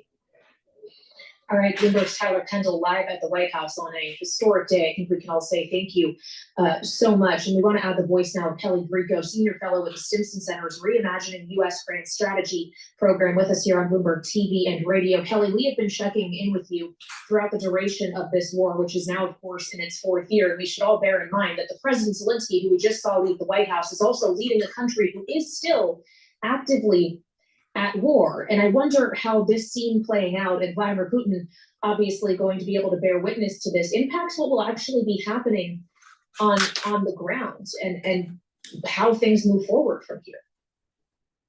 Yes, well, thank you for having me. I will say it's I'm a little speechless having just watched what happened. You know, I think the good news, if there is any at the moment, is that just in the last few days, the Ukrainian government has said publicly that they're able to sustain themselves in terms of funds, equipment, and ammunition for at least the first half of this year. So there won't be an immediate impact on the battlefield in terms of material shortages. The only thing I can anticipate, if there, for some reason, the United States cut them off of information, intelligence sharing. We've been providing a lot of ISR, intelligence, surveillance, reconnaissance information that helps the Ukrainians with targeting. And if that was to be cut off, or if they were to lose access to Starlink, which of course is a Musk company, that would have a major impact. It's pretty remarkable, to your point, Kelly. I never thought we'd be talking about a moment like this. Everyone we're talking with is sharing the same sentiment that you have here. It's like that moment you can't believe you're getting into a fight, or was it? Was that stagecraft at the same time? This is a conversation that a lot of Donald Trump supporters were probably looking forward to hearing and seeing, not fans of President Zelensky. And they don't think that he has been grateful enough. What's your thought? Yes, I mean, I will say that my interpretation of what happened is I see it as, it looked to me like he was baited, to be honest. I think the administration was probably unhappy with his remarks at Munich, which is sort of a rebuke of the administration. I think they're concerned in the administration that Zelensky is an impediment to peace, that he is the hardest piece in some ways maybe to get peace, because he's still very stuck on ambitious goals for Ukraine that may not be realistic. And I think there's some probably desire to maybe publicly try to rein him in. And this seems to me like it was a tactic. It just seemed like a sort of a setup, right? Because he didn't initiate this confrontation. It was initiated by, the vice president. Zelensky did not handle this well, to be very clear. He fell for the bait. That's clear for sure. But I think that, how this plays out, this is a risky strategy. How this plays out with the American public is going to be very interesting, because on the one hand, there's the sense that Zelensky has maybe not been sufficiently grateful, and that we've done a lot. But it also looks a little bit like the president is, publicly humiliating a wartime democratic leader of another country. And so how that plays out is hard to say. But this is clearly a very bad moment. And I think the real sign to me will be whether Zelensky stays in DC or not, and there's a second meeting, or if he ends up going home. Well, I guess we're all waiting to find out. Meantime, you're seeing plenty of reaction pouring in on social media, Kelly. The Prime Minister of Poland, Donald Tusk, saying, "Dear Zelensky," tagging him on Twitter, "Dear your Ukrainian friends, you are not alone." And with that said, Kelly, we just have a minute left here, but even if the US were to say, all right, we're done with Ukraine now, all of our backing is gone, is Europe able to step in to fill that void? They can fill a lot of voids, but there are certain niche capabilities like Patriot interceptors, space-based capabilities that they're not able to replace, that only the United States has those. It's great to have you with us. Kelly Grigo, Senior Fellow, Stimson Center, Reimagining U.S. Grant Strategy Program, one of many voices of experience we've brought to you over the past couple of hours here on Bloomberg TV and radio. After this meeting in the Oval Office went south, Kayleigh, we'll be back at 5 p.m. Anything could happen between now and then as we try to figure out, as Kelly just mentioned, if they're leaving town, or maybe some attempts to get back in the room. Yeah, we do know that President Zelensky and the Ukrainian delegation have left the White House, but they have not yet left Washington, nor have they made plans to expedite that process, to our knowledge, at least, though they did not, at least at this time, sign that natural resources deal with the United States. Again, that is what was supposed to happen today. We were expecting to see it, in fact, at this hour. And that, of course, is not moving forward, as President Trump is suggesting that Vladimir Zelensky today is gambling with World War III. Yeah, we heard some pretty wild rhetoric together. That's what you could expect on this program. Every day from Washington, D.C. We'll bring it to you unfiltered and live when we can, and we'll let you know what's going on when we get back together. 5 p.m. Eastern here on the fastest show in politics. Alongside Katie Lyons, I'm Joe Matthew. This is Bloomberg.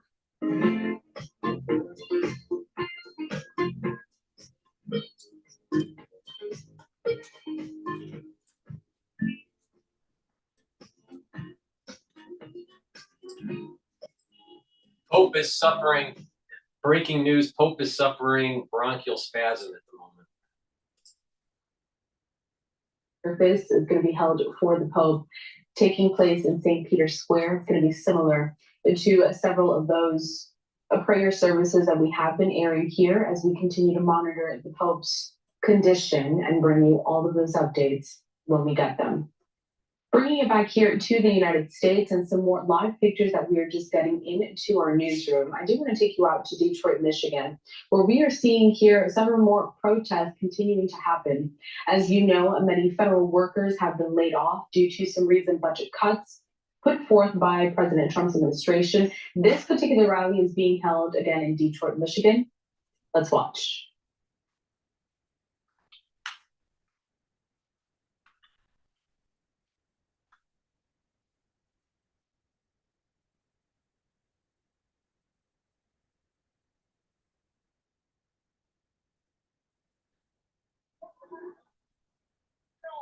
My daddy used to tell me all the time, son, don't start your trouble. But if trouble knocks on your door, we'll stand together as family. Right? We'll stand together as family. Right? And the story told by the little boy that used to go to school, and the bigger ones would always pick on him, and Dad remember what Daddy told him. And so he quit going to school and went inside to go another way to keep down trouble.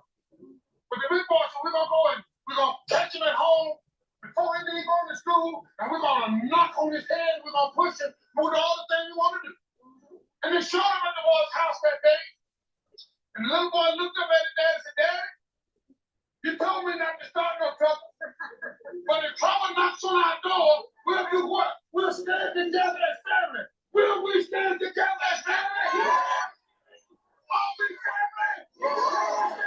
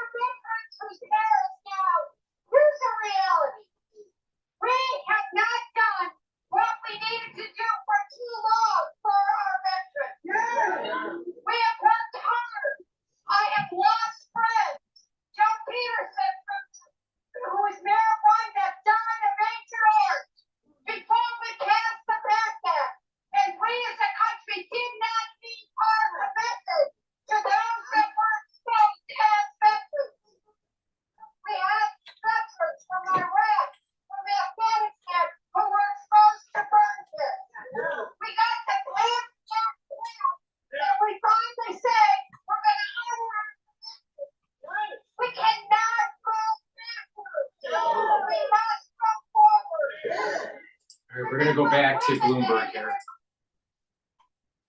President Trump and Ukrainian President Volodymyr Zelensky and the U.S. and Ukraine not signing that minerals deal. All right, that we're going to get to in just a moment. Plus, an unexpected drop in U.S. consumer spending, which we know is so important to the U.S. economy. And Tim, we'll also get another view on the U.S. economy. All that, yeah, we're going to be joined by the CFO of Kava. She's going to talk growth, food cost expansion, and those garlic ranch pita chips. One of your favorites, I know that from us. I love me some garlic. All right, let's get to it and let's get a check on the trade because we definitely seen some reaction to what's come out of the White House today. Over to Charlie Pellet. Thank you very much. Here's what's going on. The Dow, the S&P, NASDAQ, all very much in the red as we wrap up a volatile trading month and a wild Friday to cap it off. Right to the numbers here. We are back in the red, swinging between gains and losses, but the S&P now lower by 958.52 where we stand on the S&P 500 index, down now by 0.1%. We got the Dow down 30, drop there of 0.1%. NASDAQ lower by 45, now down by 0.3%. The Russell 2000 index of small cap shares down 0.2%. The 10-year 4.21% with a 2-year currently yielding 3.98%. Spot gold down $31 the ounce, 28.46, drop there of 1.1%. West Texas Intermediate crude oil down 0.4%, 70.40 a barrel on WTI, and Bitcoin now higher, up 0.4%, 84,640 in Bitcoin. BlackRock is scrapping its aspirational workforce representation objectives, reversing course on earlier goals after President Trump moved to end diversity, equity, and inclusion, or DEI practices. And we've also got Wells Fargo abandoning its net zero commitment, discontinuing its sector-specific 2030 interim finance commissions targets, and its goal to achieve net zero by 2050 for finance emissions. So again, recapping, a lot of volatility. All of a sudden, the Dow back in the green, up 20, up by 0.1%. The S&P, however, lower, down now by 1 point. For on-demand news, 24 hours a day, subscribe to Bloomberg News Now, wherever you get your podcasts, and keep it locked into Bloomberg Television and Radio for the very latest. I'm Charlie Pellet. That is a Bloomberg Business Flash. Hey, thanks for that update, Charlie. Do appreciate it. Well, news out of Washington, certainly front and center. And at 3 p.m. Wall Street time, Bloomberg's David Weston, host of Wall Street Week, will be talking live with U.S. Treasury Secretary Scott Bessent, 3 o'clock on Bloomberg TV and Bloomberg Radio. And on that, we start in the nation's capital. The U.S. and Ukraine, as Tim mentioned earlier, did not sign a minerals deal as many expected on developing Ukraine's natural resources. This is according to a U.S. official. The outcome following a heated exchange earlier at the White House between President Trump, Ukrainian President Zelensky, and Vice President J.D. Vance. You're right now not in a very good position. You've allowed yourself to be in a very bad position, and he happens to be right about From the very beginning of the war. You're not in a good position. You don't have the cards right now. With us, you start having cards. Right now, you don't know you play cards. You're playing cards. You're gambling with the lives of millions of people. You're gambling with World War III. You're gambling with World War III. And what you're doing is very disrespectful to the country, this country. It's back to you. Far more than a lot of people said they should. Have you said thank you once? This entire meeting? No, in this entire meeting, you said thank you. You went to Pennsylvania and campaigned for the opposition in October. Offer some words of appreciation for the United States of America and the president who's trying to save your country. All right, that, of course, is President Trump, President Zelensky, and Vice President J.D. Vance earlier from the Oval Office. We should point out that the Ukrainian delegation has left the White House. We do want to get kind of a rundown on where we are in the relationship between the United States and Ukraine, what might come next. Back with us in our Washington, D.C. bureaus, Bloomberg News senior White House and politics correspondent Gregory Cordy. Gregory, President Trump, President Zelensky, Vice President J.D. Vance arguing in the Oval Office, bickering between world leaders in front of reporters. I would even go as far to argue behind closed doors. That just doesn't typically happen, does it? Yeah, I've covered the White House in one way or another for more than a decade, and obviously have watched Oval Office meetings like this on TV for decades before that. I'm struggling to think of a single meeting between world leaders that I've ever seen that devolved as quickly and as contentiously as that one did. The bickering, the tone, and you just showed sort of the middle of it. It started off actually pretty cordial. President Trump has an ability to tailor his message to the world leader that is coming into the Oval Office. And it was really Vice President J.D. Vance who kind of pulled the pin on a rhetorical grenade and just dropped it on the floor. saying that Zelensky should be thanking the United States, that he's in no room to bargain. And that's really when the meeting went off the rails. He left without the critical minerals deal being signed, and really with the future of the U.S.-Ukraine relationship, and indeed the war with Russia very much hanging in the balance. So it raises the question where these three countries are left off. We did hear from the president following that meeting in the Oval Office. He did say that he's determined that President Zelensky is not ready for peace if America is involved. He says he disrespected the United States of America. He can come back when he is ready for peace. Where does this leave the war in Ukraine? Well, obviously, it leaves it continuing to go on without the sort of the offices of the United States trying to broker some kind of a deal. But the real question is, where is the U.S. support after this? Does President Trump really just sort of cut Ukraine off from any kind of U.S. assistance, say that it's Europe's problem, and really leave Ukraine at the mercy of Russian troops? Trump pressed Zelensky on the issue of conscription, of how he's having to increasingly draft more and more forces to come to the Russian front, saying he's in a bad position, no position to negotiate. Zelensky himself admitted, obviously, when you're in a war, you have problems, and manpower and conscripting troops is certainly one of them. This is a war of attrition that's been going on for 3 years. Both sides have been depleted, but obviously Russia, with the bigger country, probably has the advantage the longer this war goes on.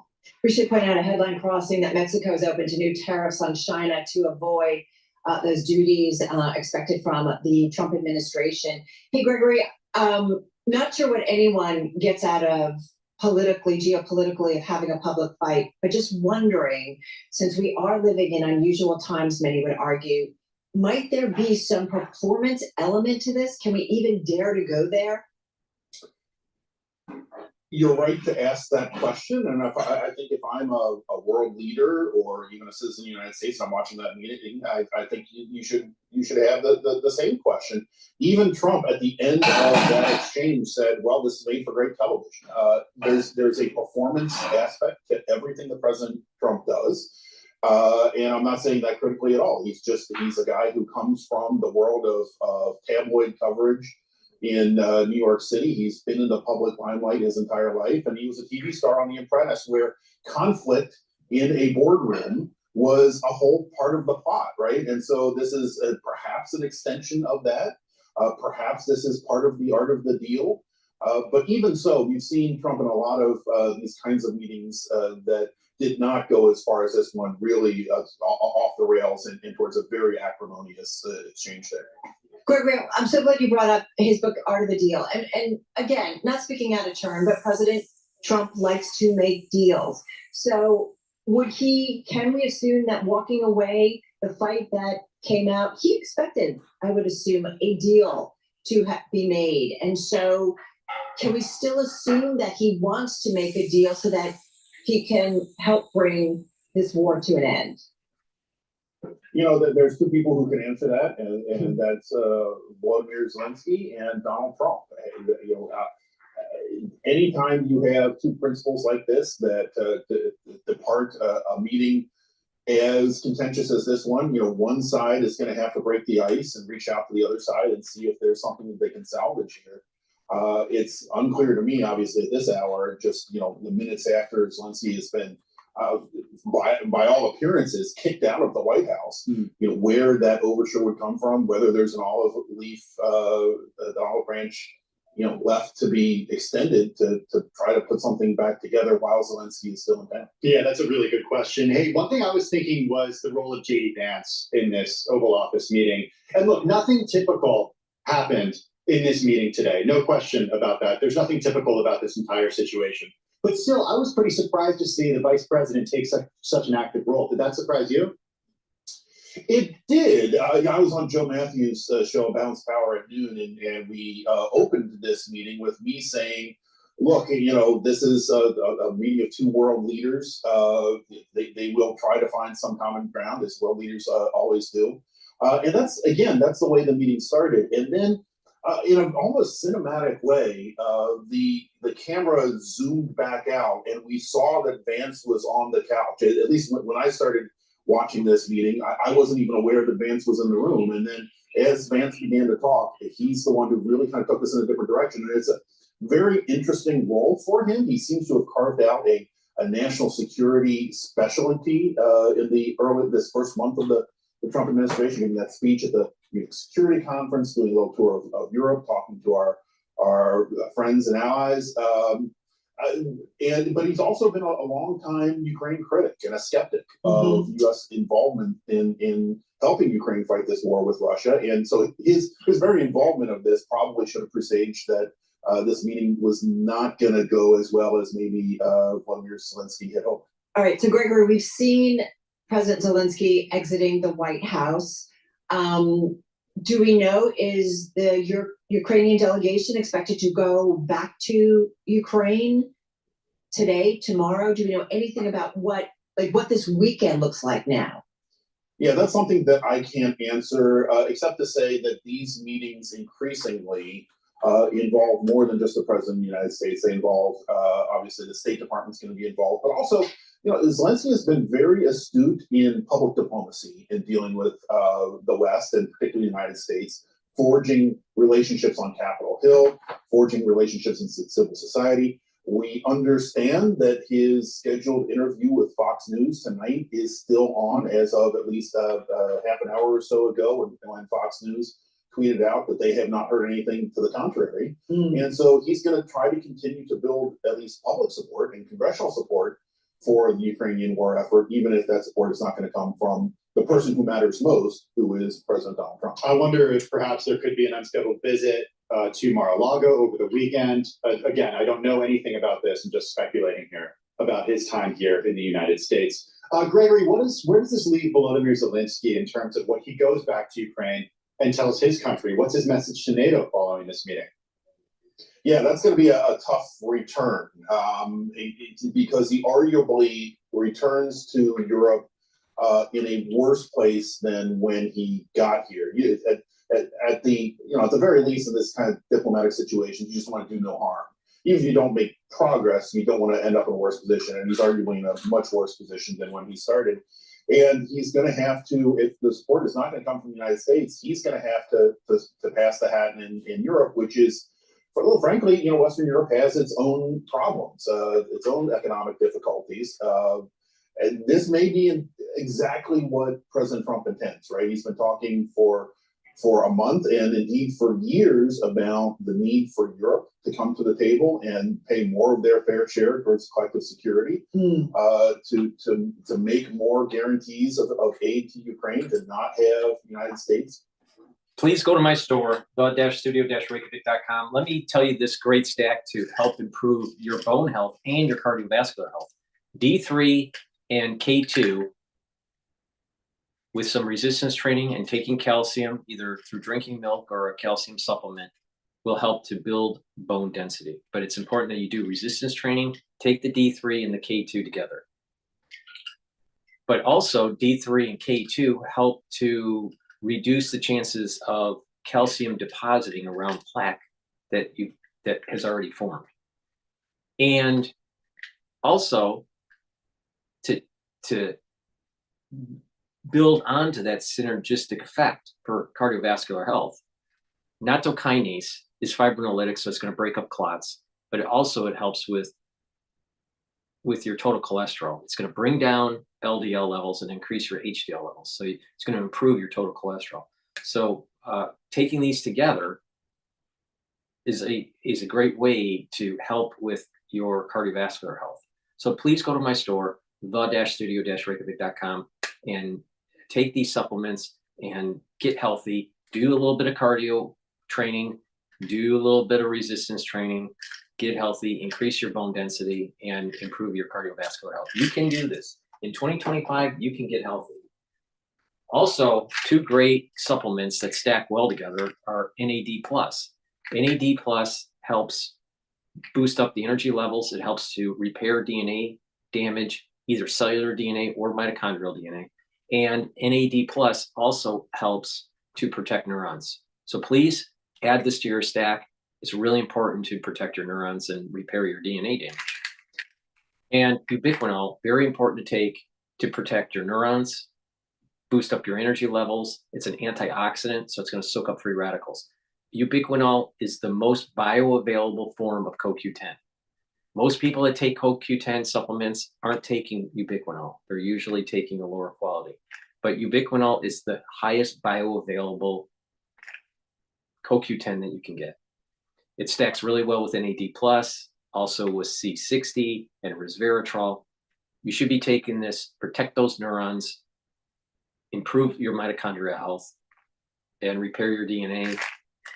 Please go to my store, the-studio-reykjavik.com, get the ubiquinol NAD.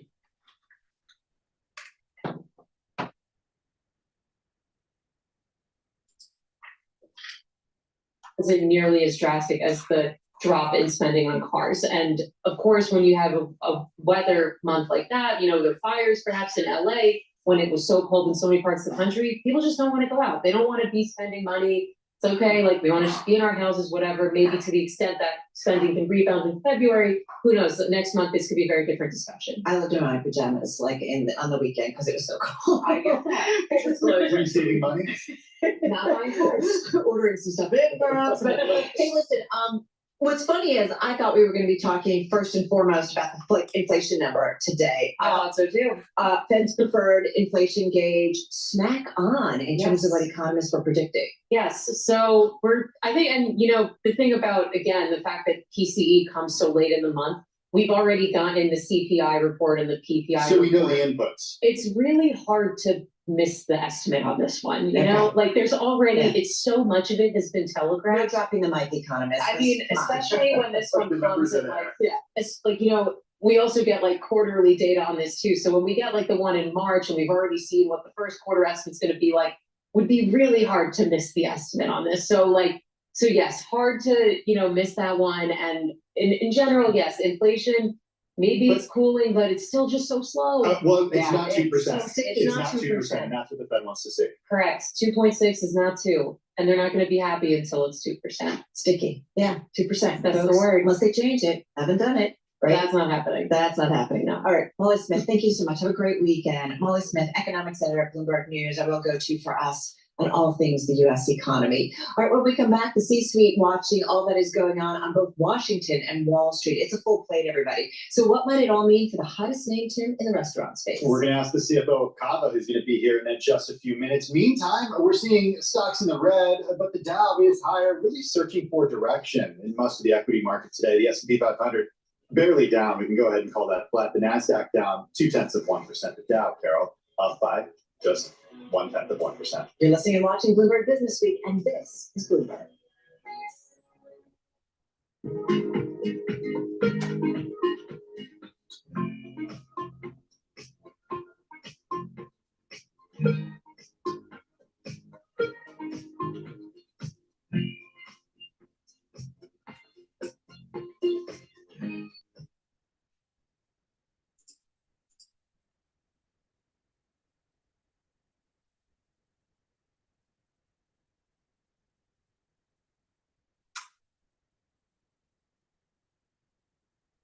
I want to take a look at,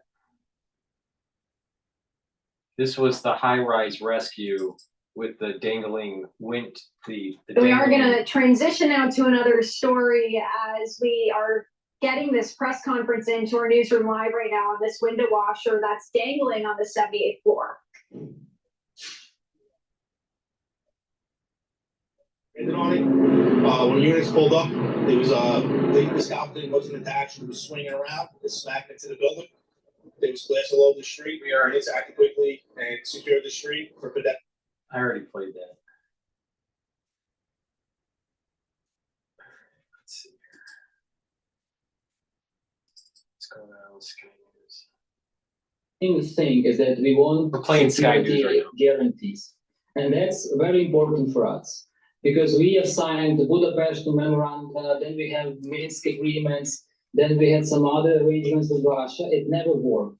So if we want this country to live and to be a prosperous one, we need some real guarantee, security guarantees. So that was his point, and I totally support this. I understand that Russia, they understand only the power of force.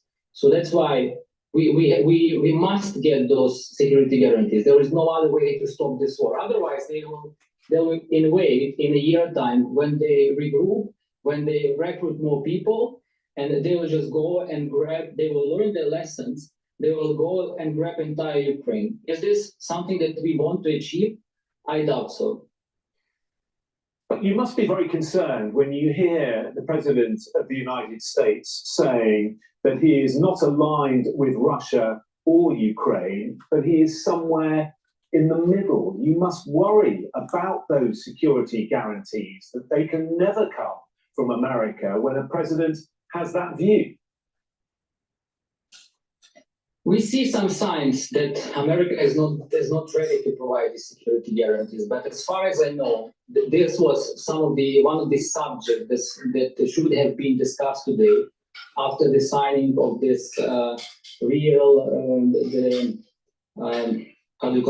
rare metals agreement. So that was still something that should have been discussed between the president. On the other hand, yeah, maybe you're right that potentially America is not ready to provide these security guarantees. However, that does not mean that we should not be seeking for them, because I understand that the only real security guarantees can be those where America is a party to. So although Europe is supporting us, they are ready to send some troops to Ukraine, but we understand that if we want real and just and lasting peace in Ukraine, we should get some support from the United States. Maybe you have seen in the news lately that Europeans, they don't have necessary infrastructure to protect the sky over Ukraine. They don't have necessary troops now. So if we want this war to stop, if we want just peace in Ukraine, and make sure this is a country where people can live and give birth to their kids, we should somehow engage United States not only into some negotiations that they are doing now with Russia behind our backs, but also in some sort of guarantees for the security of this country for the future. I mean, President Putin must be rubbing his hands watching that conversation. He must be delighted. We've had the first reaction from the Kremlin. Russian official Kirill Dmitriev, the Kremlin special envoy on international economic and investment cooperation, has called the Zelensky-Trump meeting historic. Look, it's obviously a historic one. I mean, we are talking about a new world. We are talking that the old and understandable world order that used to exist before this new administration came to power is being buried deep in the ground. So now there is some new world order. We are not used to it, that's for sure. So that's why last month of the statements that are coming from Washington, they are sometimes striking, and no one was ready for that. This meeting is also something that will be discussed, obviously, in the next 2 days in the media. But this is a new world we had to get used to. And moreover, we have to find out how to live in this new world order. And this is a message for all our allies, for Europe in the first hand. We should be united, and we should understand how we are going to protect Europe, because relying on NATO protection on the assumption that America will step up and will protect entire Europe with its mighty forces is no longer valid. So this is a wake-up call. We have been listening to these wake-up calls for the last 3 weeks. So now we have to wake up. It's time to wake up, learn lessons, and have a plan what we're going to do next. Okay, we really appreciate your time and giving us your reaction to events in the White House today. Andrei Zupanin, Ukrainian MP, thank you very much. Well, let's bring in our international affairs editor, Dominic Blackhorn, get his thoughts. Interesting hearing from Andrei there, Dominic, wasn't it? Describing the situation now as a new world order, a wake-up call. But however you phrase it, this has been a disaster to Ukraine. The door has been left open. A White House official saying Zelensky can come back when he is ready to talk peace once again. I mean, can it be rescued, the situation, in the next day or two?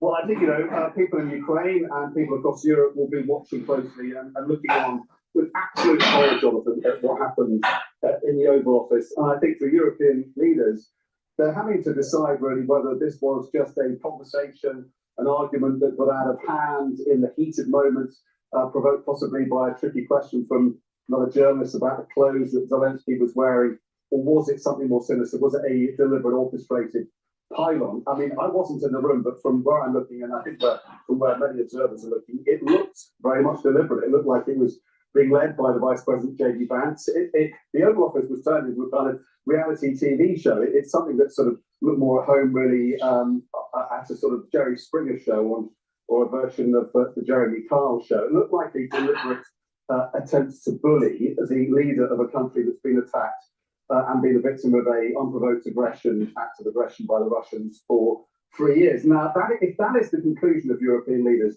they have a stark choice, because it undermines the kind of script they've been trying to follow, Keir Starmer and Emmanuel Macron this week, which is really to sort of hope for the best, to look on the woo Donald Trump, to win him over on Ukraine, and hope to be the last person in the room to persuade him and to bring him back from what has seemed to be a fairly critical and antagonistic position against Zelensky.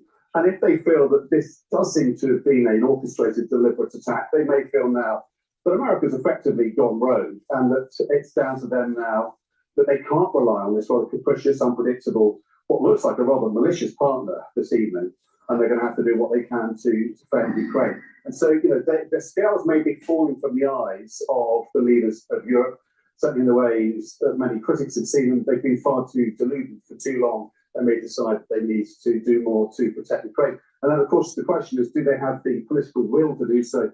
Do they have the military ability to do so? Europe has 10 times the GDP power of Russia. It should be able to step up to the plate, but it hasn't left it too late. If it does believe that America, in the light of this, but also other things that Donald Trump and J.D. Vance have said over the last week or so, it's not a reliable partner. They're not being relied upon to defend Ukraine, and is effectively taking sides with Russia.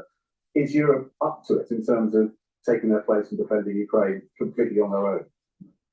Dominic, we've just had the first reaction from Volodymyr Zelensky since that bust up in the Oval Office. He has put a message out on X. I think we can bring that to you now. He says, quite simply, thank you, America.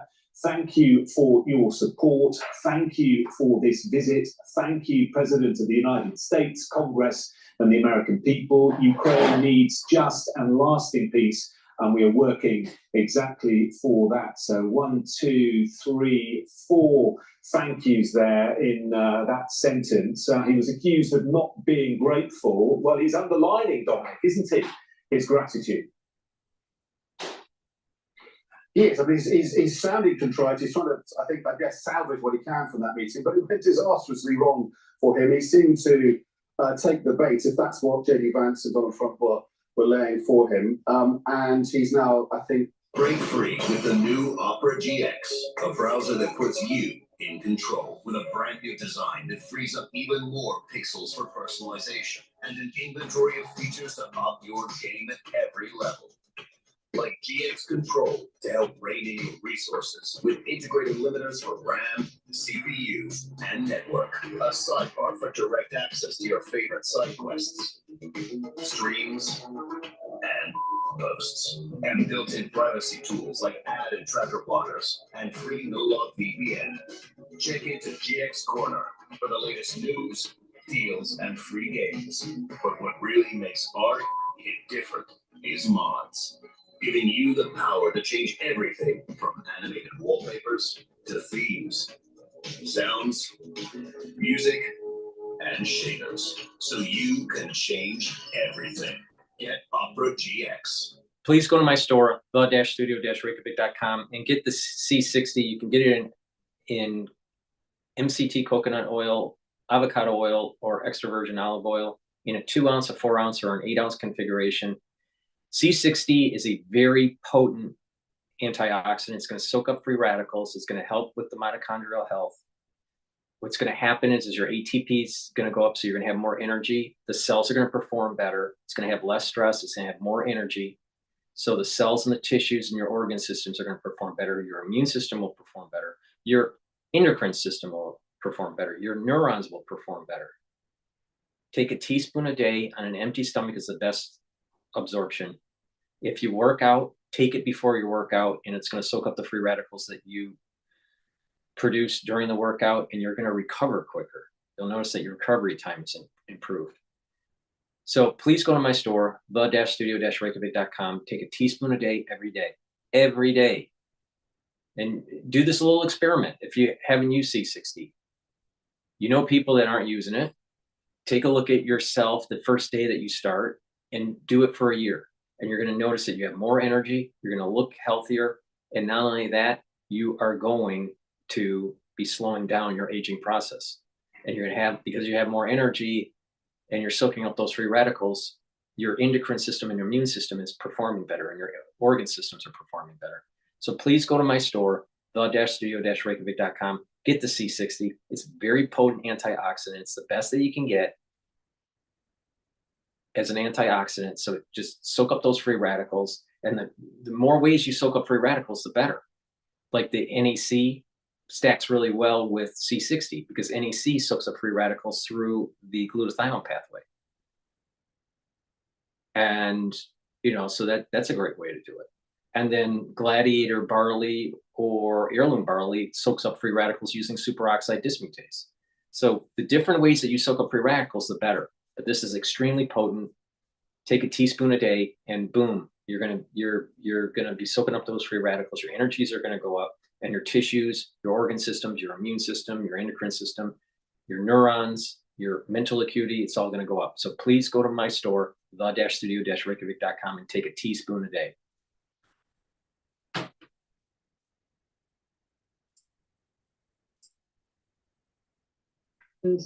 Quarters with special items, like for example, the steak that you pointed out in your earnings. How much does that drive revenue, and how often should we expect novelties like that to be added to the menu? Yeah, so it's important to us on an annual basis to have one tentpole moment. So a key item that's introduced like steak in 2024, surrounded by a couple of seasonal moments where we can feature other items. For example, our garlic ranch pita chips last quarter. And so that creates the innovation and excitement around the menu that keeps our guests coming back into the restaurant and drives those great traffic results that I mentioned earlier. So certainly evaluating those opportunities and presenting them to create a compelling reason to continue to come to Cava more and more often. Trisha, forgive me, but more out of DC because we're just following everything that's happening there. Welcome to our world. It It feels like we move forward on like economic and market fundamentals and then get pulled into everything out I of was DC. struck yesterday because I saw a tweet, or perhaps it was earlier than yesterday, from the Secretary of HHS, Robert F. Kennedy Jr., who mentioned, I believe it was a restaurant, Steak and Shake, for removing seed oils from their menu and going with beef tallow instead. We did see your competitor Sweetgreen announce recently that they're getting rid of seed oils and they're going with more olive oil. Are you making any changes to your menu based on this sort of trend of moving away from seed oils, going exclusively with olive oil? Do you watch what's happening from the Secretary of HHS? We certainly watch what's happening, and what we believe is important is the quality of the seed oils that we do have. Our seed oils are cold pressed and do not have the chemical processing that others may have in their seed oils. So we're providing fresh, clean ingredients for our guests, and that's something that we feel very strongly about, and we continue to deliver that Cava cuisine in a very impactful way. Trisha, the other thing I would say is that, coming off of earnings season, one of the things we've focused on is certainly what folks had to say about news out of Washington, but what their CapEx plans were, what their expansion plans were, which gives us a great indication of, the optimism within the corporate sector. Tell us a little bit about what you guys are doing in terms of expansion and where, what you are planning to spend money on. Yes, so we've been really fortunate. In 2024, we opened 59 restaurants, 58 net new restaurants. And in 2025, we expect to open between 62 and 66 restaurants, which is at least a 17% growth.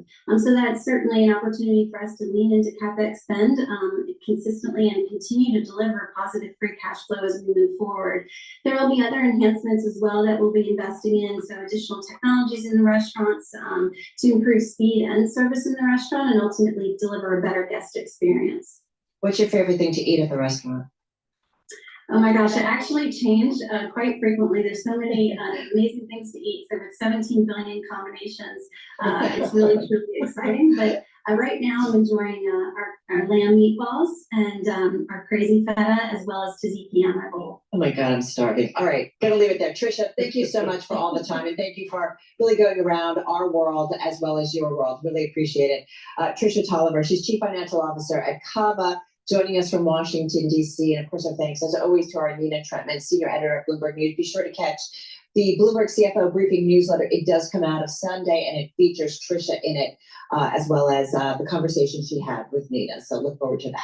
Well, let's get back to developments out of D.C. now. Plans to sign a critical minerals deal between the U.S. and Ukraine were scrapped after Donald Trump's meeting Friday with Volodymyr Zelensky. It quickly devolved into a fire exchange over the Ukrainian leader's doubts that the U.S. president's efforts to broker a deal with Russia would yield lasting peace. We're going to talk about that in just a minute. First, though, we got to get an update on what's happening with these markets. Here he is. Charles. Thank you very much indeed. The Dow, the S&P, NASDAQ, all advancing. It has been a volatile day, a day of fast-moving developments out of Washington. Let's bring you up to date right now.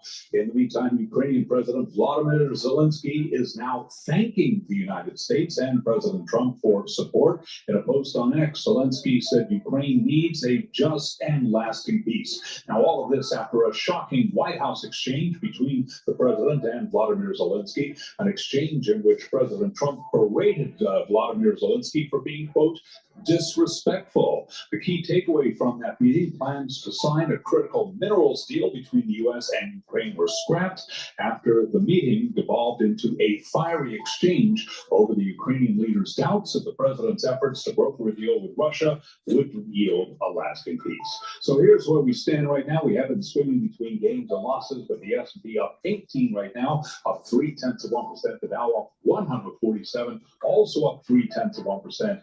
On NASDAQ up 37, a gain of 0.2%. The Russell 2000 index of small cap shares higher right now by 0.1%. We've got the 10-year yielding 4.22%, the 2-year dipping below 4%, 3.99% right now. Spot gold down 1%, 28.47 the ounce. West Texas Intermediate crude down 1%, 69.66 a barrel on this Friday, final trading day of the month. Bitcoin right now up 0.3%. Vatican, Pope had isolated breathing crisis. Just now. And in good spirits, but they say that the next 24 to 48 hours will be significant. Now, remember, it's 2 weeks since Pope Francis went into hospital, 2 weeks to the day, since he went in for treatment for severe bronchitis. His condition then deteriorated into a respiratory tract infection. And then a week last Tuesday, the announcement from the Vatican that the Pope had pneumonia in both lungs. Now, we still understand that he has that original condition, pneumonia in both lungs. He now has this additional problem of having inhaled vomit. So clearly a great deal of concern for Pope Francis this evening. Lisa Holland at the Vatican for us. Stay with us here on Sky News. After the break, that news briefing between President Trump and Ukraine's President Zelensky breaks down into an extraordinary shouting match.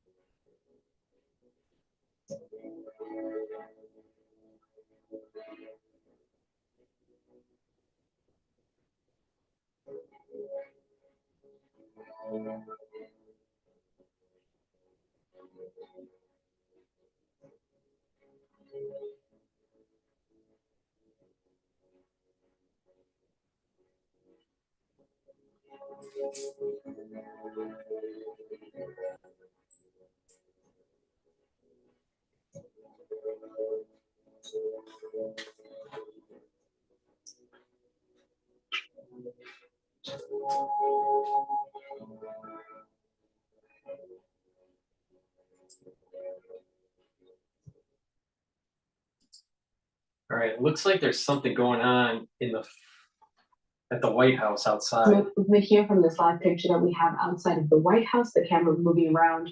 We're seeing a couple of lawmakers stepping into view in just a moment. I remind you that we're getting from a photographer down there on the ground. It looks like there's. Come on, why isn't it?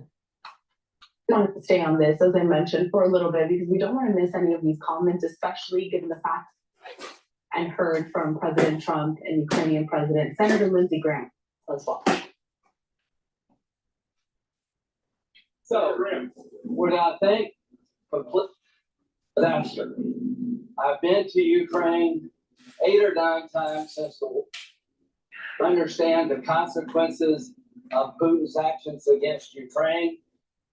Oh, come on. Why can't there feed like tigers? That this minerals deal, which would be transformative in the relationship, which I talked to Zelensky this morning. Don't take the bait. President Trump food last night. Somebody asked me, am I embarrassed about Trump? The president. I was very proud of I'm switching to Bloomberg's feed because Live Now right now has problems. And I don't know if we can ever do business with Zelensky again. I think most Americans saw a guy that they would not want to go in business with. The way he handled the meeting, the way he confronted the president was just over the top. So I think the relationship between Ukraine and America is important, vitally important. But can Zelensky do a deal with the United States? After what I saw, I don't know.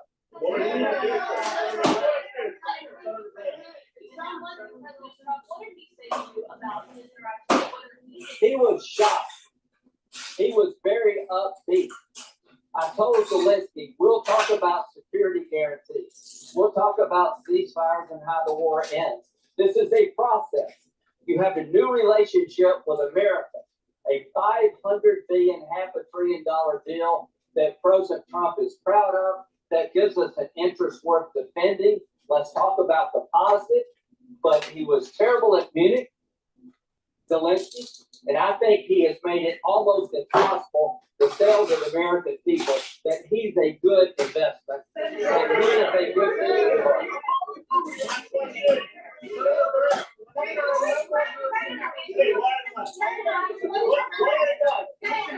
Senator Graham, thank you. Do you think President Zelensky needs to resign to resume these peace talks? He either needs to resign and send somebody over that we can do business with, or he needs to change. Do you want All right, everybody, you have been That right there was America saying that Ukraine, you better have a new president. That they just did a soft coup in Ukraine on the front of the White House lawn. Zelensky now do a deal with the United States? I do not know. He did talk about having a conversation with Zelensky and talking about security guarantees and other issues. But at this point, as we know, we've seen the negotiations, at least, or the conversations between the U.S. and Ukraine, they have broken off. I do want to go back to Joe Matthew of Balance of Power. He joins us in our Washington, D.C. bureau. Lindsey Graham, a big defender of supporting funding for Ukraine within the Republican Party, Joe. What does it mean for him to make statements such as these? Yeah, it's significant that we just heard from Lindsey Graham. That could have been any number of so-called MAGA Republicans who have long had trouble with the idea of sending more money and weapons to Ukraine. This was what you call the Ukraine hawk. After Mitch McConnell and maybe John Thune in the in the United States Senate, someone who actually agreed with Joe Biden when it came to arming the Ukrainians. Not always on the way that it was carried out. In fact, was the one to push for F-16s, for instance, for M1 Abrams tanks when others were doubting their effectiveness, for longer range missiles, bringing the fight to Russia. He's a Ukraine hawk. He's a Russia hawk. And to see him in the driveway just hours after President Zelensky rolled out without taking a single question from reporters, apparently instructed to leave the White House complex, it tells us a lot about where we are now. You're hearing questions about him potentially resigning. I don't know if that's where we're going here, but it is not looking like we're going to have a rekindling of the flame on this trip. We're still waiting to find out, as we discussed earlier, guys, if he's about to leave Washington. I mean, how do you figure out when, things that there will be no more conversations at this point? I mean, how do we figure that out? How can we, I don't know, what are the channels of diplomacy that are now being pursued, possibly behind closed doors and maybe not playing out in front of reporters? It's probably more back channels at this point after, the entire delegation was shown the door. They opened the gate and sent them packing today. Donald Trump and J.D. Vance, though, did have the national security team in the room, including Mike Walls, another, by the way, Ukraine hawk. And so they're probably having conversations right now. It's not a mistake that Lindsey Graham ends up at the White House on an afternoon like this. And I suspect that we'll get a statement later on. The joint news conference that Trump and Zelensky were going to be holding has, of course, been canceled. So we're, frankly, got our eyes on Truth Social right now, whether we get a statement further from the White House, more than what we've heard, at least. I will remind everybody that the Treasury Secretary, Scott Bessent, is going to be with us here in the Bureau not too long from now for a conversation with David Weston. Remember, it was Bessent who brought that minerals deal to Kyiv just a couple of weeks ago and left empty-handed. He may be the closest we get to the sun today and finding out what the heck is going on. Well, I also thought it was interesting. Where is Marco Rubio, the U.S. Secretary of State, in all of this? Well, look, again, you've got a Ukraine hawk there, but he's also Donald Trump's Secretary of State. That's why you saw him, carrying the line at the UN earlier this week that upset a lot of Ukraine hawks to not blame Russia and its motivations here for having started the war. You heard Donald Trump earlier today in the Oval say that he's with both sides here, both Russia and Ukraine. So look, things have changed a lot since Joe Biden left the White House. But even when you look at the Ukraine hawks, like Rubio, they're still part of the Trump administration, and they're very much delivering his message. Joe, it's about close to 11 p.m. in Moscow right now. Vladimir Putin, how's he watching events such as this unfold?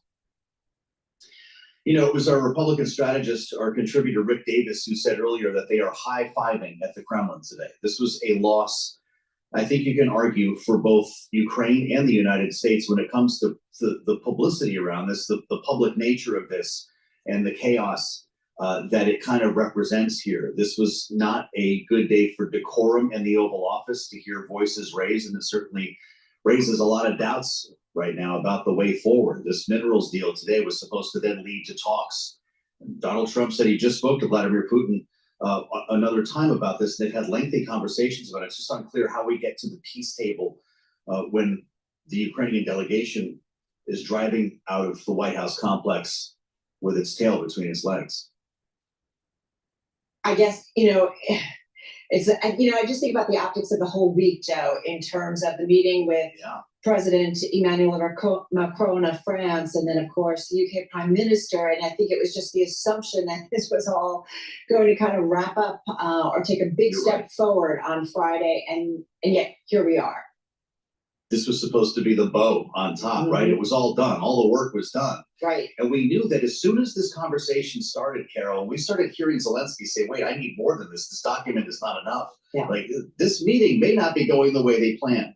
These are typically very carefully choreographed. And to see it melt down like that was quite remarkable. And it says a lot about the frustration and the tension between these two leaders.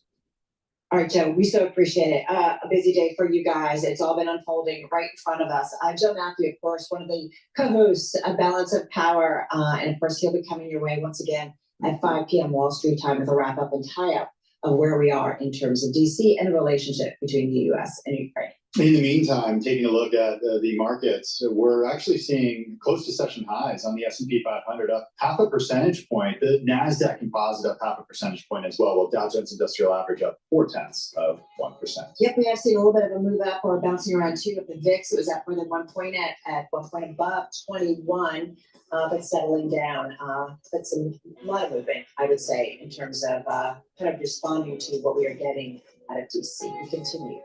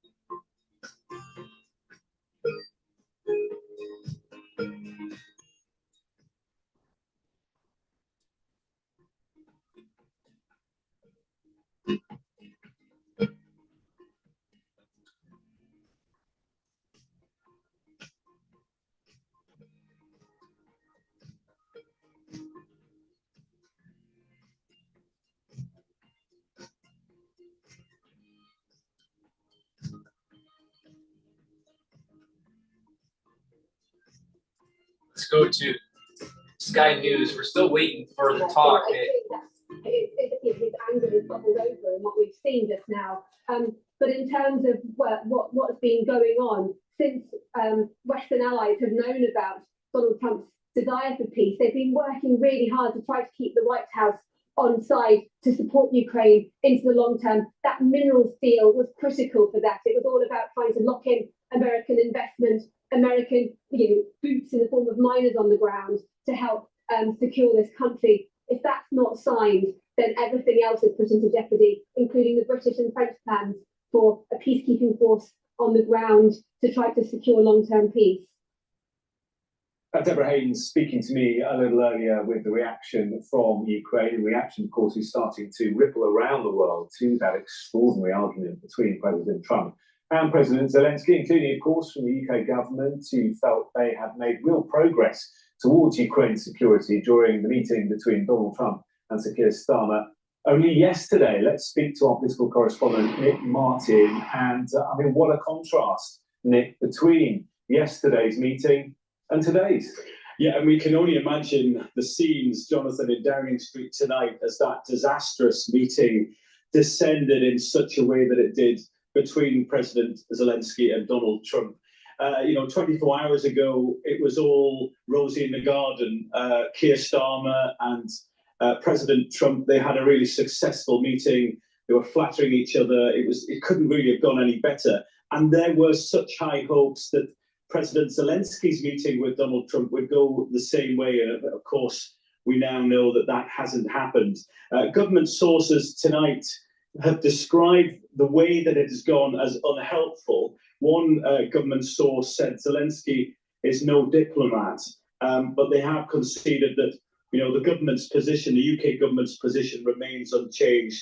And I think there's now a sort of hope that the dust might be able to settle and something might be able to be salvaged from this. Kemi Badenoch, the leader of the opposition, has been on social media. She said, respectable diplomacy is essential for peace. She says we need to remember that the villain is the war criminal, President Putin. Ed Davey, the leader of the Liberal Democrats, said this is thuggery from Trump and Vance, the vice president. We've heard from the French president, Emmanuel Macron, who was speaking to reporters in Portugal a while ago. He said Russia is the aggressor and Ukraine is the aggressed people. I think we were all right to help Ukraine and sanction Russia 3 years ago and continue to do so. As I say, there were such high hopes about this meeting, not least because President Zelensky, his next stop will be here in London on Sunday, where he will meet Keir Starmer, and then leaders from around Europe will be meeting to have a summit to just try and show this sign of unity and commit to supporting Ukraine. That would have been an awful lot easier if this meeting with these two men had gone better. Unfortunately, the foundations have now been shaken for this summit at the weekend. Everyone would have wanted to have welcomed President Zelensky back to London, patting him on the back, saying how great that meeting had gone, on top of the way that it had gone with Macron and on top of the successful meeting with Keir Starmer. There could have been real momentum behind it. Now it would feel like there has been a few steps backwards, and it'll be interesting to hear in the next few days how these talks between European leaders goes on Sunday. But it could not have been worse. And I just wonder how the Prime Minister would have been feeling, Sir Keir Starmer was feeling, when he saw just how disastrously that meeting went. It was the worst of all scenarios. And President Zelensky will be here on Sunday, and it'll be interesting to see what happens next. It will be fascinating. Thank you very much for the moment of view there from Westminster and the government here in the United Kingdom. Well, let's just reflect then, as we approach the end of the hour, on what has been an extraordinary showdown this afternoon in the White House. President Volodymyr Zelensky has left the White House without signing a critical minerals deal with the US that Donald Trump had suggested was a condition for future support for Ukraine. His departure came after Mr. Trump cut short talks over the deal and shouted at Ukraine's leader during this extraordinary meeting in the Oval Office, berating him for gambling with millions of lives and suggesting his actions could trigger World War III. The last 10 minutes of nearly 45-minute discussions devolved into a tense back and forth between Mr. Trump. Please go to my store, the-studio-reykjavik.com. Get the Boomer Boost. This is a supplement that has 68 nutrients. It's the nutrient profile is pretty extensive here. Go to my store to take a look at the label more closely. But literally, within 72 hours after taking this, you are going to feel more energetic. You're going to sleep better. Your mental acuity is going to be better. And then as you're taking it every day, you're just healing. You can feel your body is healing, and you just have more energy. All right. And it's not like it starts to go down throughout the day. It's a steady energy throughout the whole day. All right. Usually when it comes to energy, you peak and then it comes down. This is a steady burn of energy throughout the whole day. How it works is it boosts up your metabolism, and you're increasing your energy levels. So you have lots more to ATP. That's really important. And it focuses on some key systems: your musculature system, your cardiovascular, so your vascular system and your heart, and your brain. So and because it's focusing on your brain, you're going to be able to sleep better, you're going to be calmer, you're going to be able to focus better. This is great stuff, right? You'll lose weight. You take a big scoop once a day, mix it with soft foods, a smoothie, or mix it with water. Some people mix it with milk, so you can mix it with filtered water. I mix it in soft foods like hummus, but you can mix it with yogurt or something, or applesauce. Take a big scooper a day, either for your breakfast or for your lunch, every day. All right. And what you're going to notice is that you're losing weight and you're controlling your glucose levels, and you just have this, you just have more vitality and you have more energy. And that will lead you to doing other things that are important to this holistic protocol, like exercise. That's resistance training, balancing exercise, stretching, cardio, and also other things like meditation or spirituality. Getting good sleep is another key pillar, proper diet, proper supplementation, and learn new things. Pick up a book and read something that you haven't read before. Learn new things. And when you do that, you're going to be developing neuroplasticity, a positive neuroplasticity. Plasticity, neuroplasticity just means that there's a changing in the network of neurons and how they're connected. Positive neuroplasticity is more connections. Negative neuroplasticity is a recession of those neural connections. So please go to my store, get the Boomer Boost, use discount 5, and you get $5 off. But Boomer Boost is even better. Is even better when you use it with the barley, either Gladiator barley or heirloom barley. You can take the barley separately, but it works better when you do the combo. Now, what the barley is a high density protein, and this barley is an heirloom barley, so there's a lot of nutrients in it. All right, you take a half a scooper or a full scooper a day and mix it with the Boomer Boost, or you can just take it separately, just half a scoop or a full scoop. If you get the heirloom barley, it's going to be more, it's going to detoxify your body, bring down inflammation, soak up free radicals with superoxide dismutase. When you do these together, you're really helping with controlling your blood glucose levels, and you are detoxifying your body, all right, bringing down inflammation. That's great for your immune system, right? But you can take it with the Gladiator barley, and Gladiator barley gets all the benefits that you have with the heirloom barley, except that it also focuses on strength. So if you are an athlete, this is what you should be taking for your pre or post workout, all right? And so you're going to have the nutrients you need, you get the protein, and you're building the strength for your sport. Now, if you're not an athlete, younger or older, but if you're just not an athlete, you can still benefit from this. Because what this will do by doing this once a day is going to really radically control A1C levels, your blood glucose levels. So it's going to control your A1C levels. And when you do some resistance training, you're going to build muscle. So this is great as an anti-aging pair. I have a longevity box called the Longevity Boost box, and you get the Boomer Boost in your choice of Gladiator barley or heirloom barley. All right. It's cheaper to get the Longevity Boost box because I've discounted the box in such a way where it's cheaper than buying individual items. And you can use discount 5 on top of that built-in discount. So that means you save more money by buying a longevity box or an anti-aging box, especially when you use the discount 5. But you can buy the items separately. That's up to you. You can take the barley separately. You'll get benefits from that, but you get max benefits when you stack this together. And you can just take the Boomer Boost by itself. You get a lot of benefits just taking this, but stacking it with barley, you're detoxifying your body, you're bringing down that inflammation, you're soaking up those free radicals, that superoxide dismutase. And if you take the Gladiator barley, you are building strength too on top of it. Another great stack is the Boomer Boost, the Gladiator barley, and the Myotrol that I have. Because remember what Myotrol does.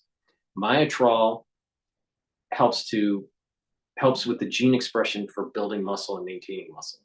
Gladiator barley is the material that your muscles need, the protein it needs to make that new muscle and to maintain that muscle. And to supercharge your energy levels and metabolism and overall health, Boomer Boost. So that's a great stack. Boomer Boost, Gladiator barley, and Myotrol. That's a very powerful stack, especially if you're an athlete. So please go to my store, the-studio-reykjavik.com. You can get healthy in 2025. You just got to follow what I'm saying. It's a holistic approach. It's taking the proper supplements, but also, changing your lifestyle, proper eating, proper, exercise, and proper sleep, and learning new things and all this stuff. And when you do that on a regular basis, you're really changing your life. You can literally radically improve your life if you do this protocol. So please go to my store, the-studio-reykjavik.com. Get the Boomer Boost and the Gladiator barley or the heirloom barley, and use discount 5 on any order, and you get $5 off. I want you to get healthy in 2025. All right. There's too many people that have chronic problems. A lot of it's lifestyle, and they're, on the wrong track. I'm telling you how to get on the right track of health. And when you do this on a regular basis, your body's healing and you're slowing down the aging process. And you're going to thank me in 5 years if you follow what I'm saying. So please go to my store, the-studio-reykjavik.com. All right, let's go to Bloomberg here. Today, I mean, you could not have asked for a better arc. And he walked in, and I'm not sure what he was thinking. Many of us have been in heated negotiations, not at this level, but still heated negotiations where people pound the table, they may walk out the door, things like that. And it's actually part of the negotiation. Is that what we saw today, or was this a more fundamental rupture? David, you don't do a negotiation with the President of the United States in public like this. That we were scheduled to have lunch afterwards, and that perhaps he could have brought up some of the points. Instead, he chose to let things go into a downward spiral on worldwide television. And again, I keep coming back to the disrespect of the American people. It was one thing for President Zelensky and I had an extended, heated negotiation in Kyiv, but we were going to get this economic agreement done. But when you bring it out to the public like this, we'll see if there's any coming back. If there is further negotiations, do you expect to remain the point person on the economic deal? I expect to be the point person on the economic deal, but ultimately it's going to be up to President Trump whether he thinks that he can continue negotiating with President Zelensky. What is in it for Ukraine, the economic deal? Why is it in their best interest to sign this deal? The economic deal is a fantastic deal because if you think the U.S. is willing to co-join its economic interests with Ukraine, and like I said, a very, very strong symbol, potential for very high returns for Ukrainian people. And again, it was meant to be a very strong symbol to Russian leadership that the U.S. and Ukrainian people are more co-joined. And we have economic interest on the ground. Economic security becomes military security. The economy of Ukraine coming out of this, I thought our deal would have really been an accelerant to Ukrainian growth. I mean, you look at Poland next door, and since the Iron Curtain came down, when it came down, Poland and Ukraine had roughly the same size economies. Now Poland, before the war started, Poland was 4 times larger. So Ukraine has a lot of potential. We hope to help unlock it. We'll see whether a deal can be done. Would it be beneficial to Ukraine, though? I understand why it might benefit the United States. And you've heard some people like Larry Summers said to me, this is sort of like Versailles, except that the Germans were the aggressors in World War I. These are the victims. Why should they give up natural resources? What's wrong with that argument? Well, look, I think Professor Summers should comment on things where he has all the facts. And Versailles was debt. This is equity. We get nothing if the Ukrainian people don't get anything. It's win-win.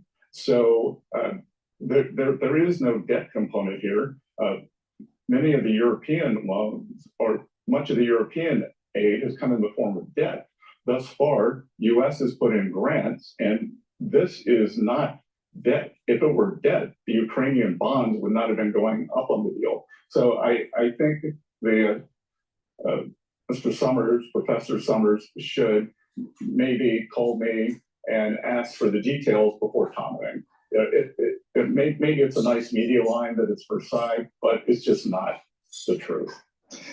You also have some other responsibilities besides trying to get an economic deal in Ukraine. Let's talk a little bit of the economy. And specifically, you and I have talked before, you have as a goal, as I recall, getting the deficit down to 3% of GDP in the United States. Saying it's going to take a little time to do it, not right away. What role does revenue from tariffs play in your spreadsheet when you look at getting that 3% number?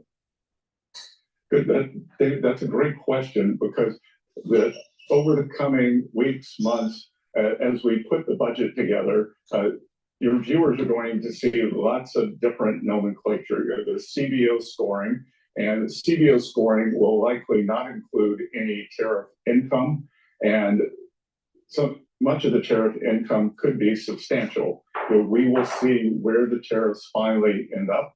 The China tariffs, since they were put on, have brought in substantial revenue. They continue to bring in substantial revenue. President Trump has talked about reciprocal tariffs. If tariffs are his favorite word, I would say reciprocal has gotten to be his second favorite word. And in the reciprocal tariffs, you actually don't know the path of what's going to happen, David, because the idea there is that if Europe has a 12.5% tax on our cars, we could either put a 12.5% tax on theirs, or the tariffs could get dropped altogether. So it's going to be very path dependent, but I would expect that with the 10-year scoring that the CBO likes to use, that there could be substantial tariff income over the next 10 years. When we look at tariffs, there's a lot of different things being talked about, proposed, threatened, even imposed. One of them is Mexico, which comes up next week. Is it important to get the revenue from the Mexico tariffs? Because I know Mexico is sort of moving, it appears right now. For example, with respect to tariffs on things coming into Mexico from China. Can they get off the hook on tariffs? So the tariff negotiation isn't under the purview of Treasury. It's USTR, U.S. Trade Representative, and Commerce. So I'm going to leave that question to them. I do think one very interesting proposal that the Mexican government has made is perhaps matching the U.S. On our China tariffs. I think it would be a nice gesture if the Canadians did it also. So in a way, we could have Fortress North America from the flood of Chinese imports that's coming out of the most unbalanced economy in the history of modern times. Another one of the goals I think we've talked about is 3% growth. Again, I'm not saying you're going to go right away, but that's the goal ultimately, as I understand it. We have some people now starting to say the indications about a coming recession are going up, including Torsten Slok from Apollo, somebody you know, who came out with a note today saying the probabilities of a recession are going up. Is that what your numbers show you? David, it's early. I do think that we're seeing kind of the hangover from this excess spending in the Biden 4 years, and what we are going to do now is something that I've talked about several times on your show in the past. We're going to re-privatize the economy, and as we bring down government spending and get the private sector moving again, that may not be a perfect one-to-one ratio, but I'm sure it's going to happen. President Trump said the other day, someone said, well, when does it become your economy? He said, probably 6 or 12 months out. I think I would agree with that. We also are seeing some numbers, some sentiment numbers. The consumer sentiment indicates that inflation expectations are rising. Now, that's not necessarily the hard numbers. We're not necessarily seeing consumer spending yet. Sooner or later, there's that come in sync. What do you think the American people get wrong as they anticipate more inflation? Well, I think, look, I'm not going to question the American people's current conditions because we're still living through this Biden inflation. I think that over the next 6 and 12 months, that as we deregulate, drill more American energy and establish our energy program, and then make the 2017 Tax Cuts and Jobs Act permanent, get some certainty, that I think that we could very quickly go back to the Federal Reserve target of 2.0%. We've also talked about the 10-year, and you've indicated that the yield on the 10-year is an important All right, I've been streaming for 3 hours now. I'm gonna close down, but please help support my work by getting the products that I offer. Follow the protocol. It works. I have it at different price points. You can target different systems based on your needs. But if you follow everything I do, you're you're an anti-ager. So please go to my store, the-studio-reykjavik.com, get the products, help support the work by sharing the links. Make sure you subscribe to all my channels. All the links are in the description of this video and all my videos. And please help your health and supporting my work. It's a win-win situation. Thank you for listening and have a nice day.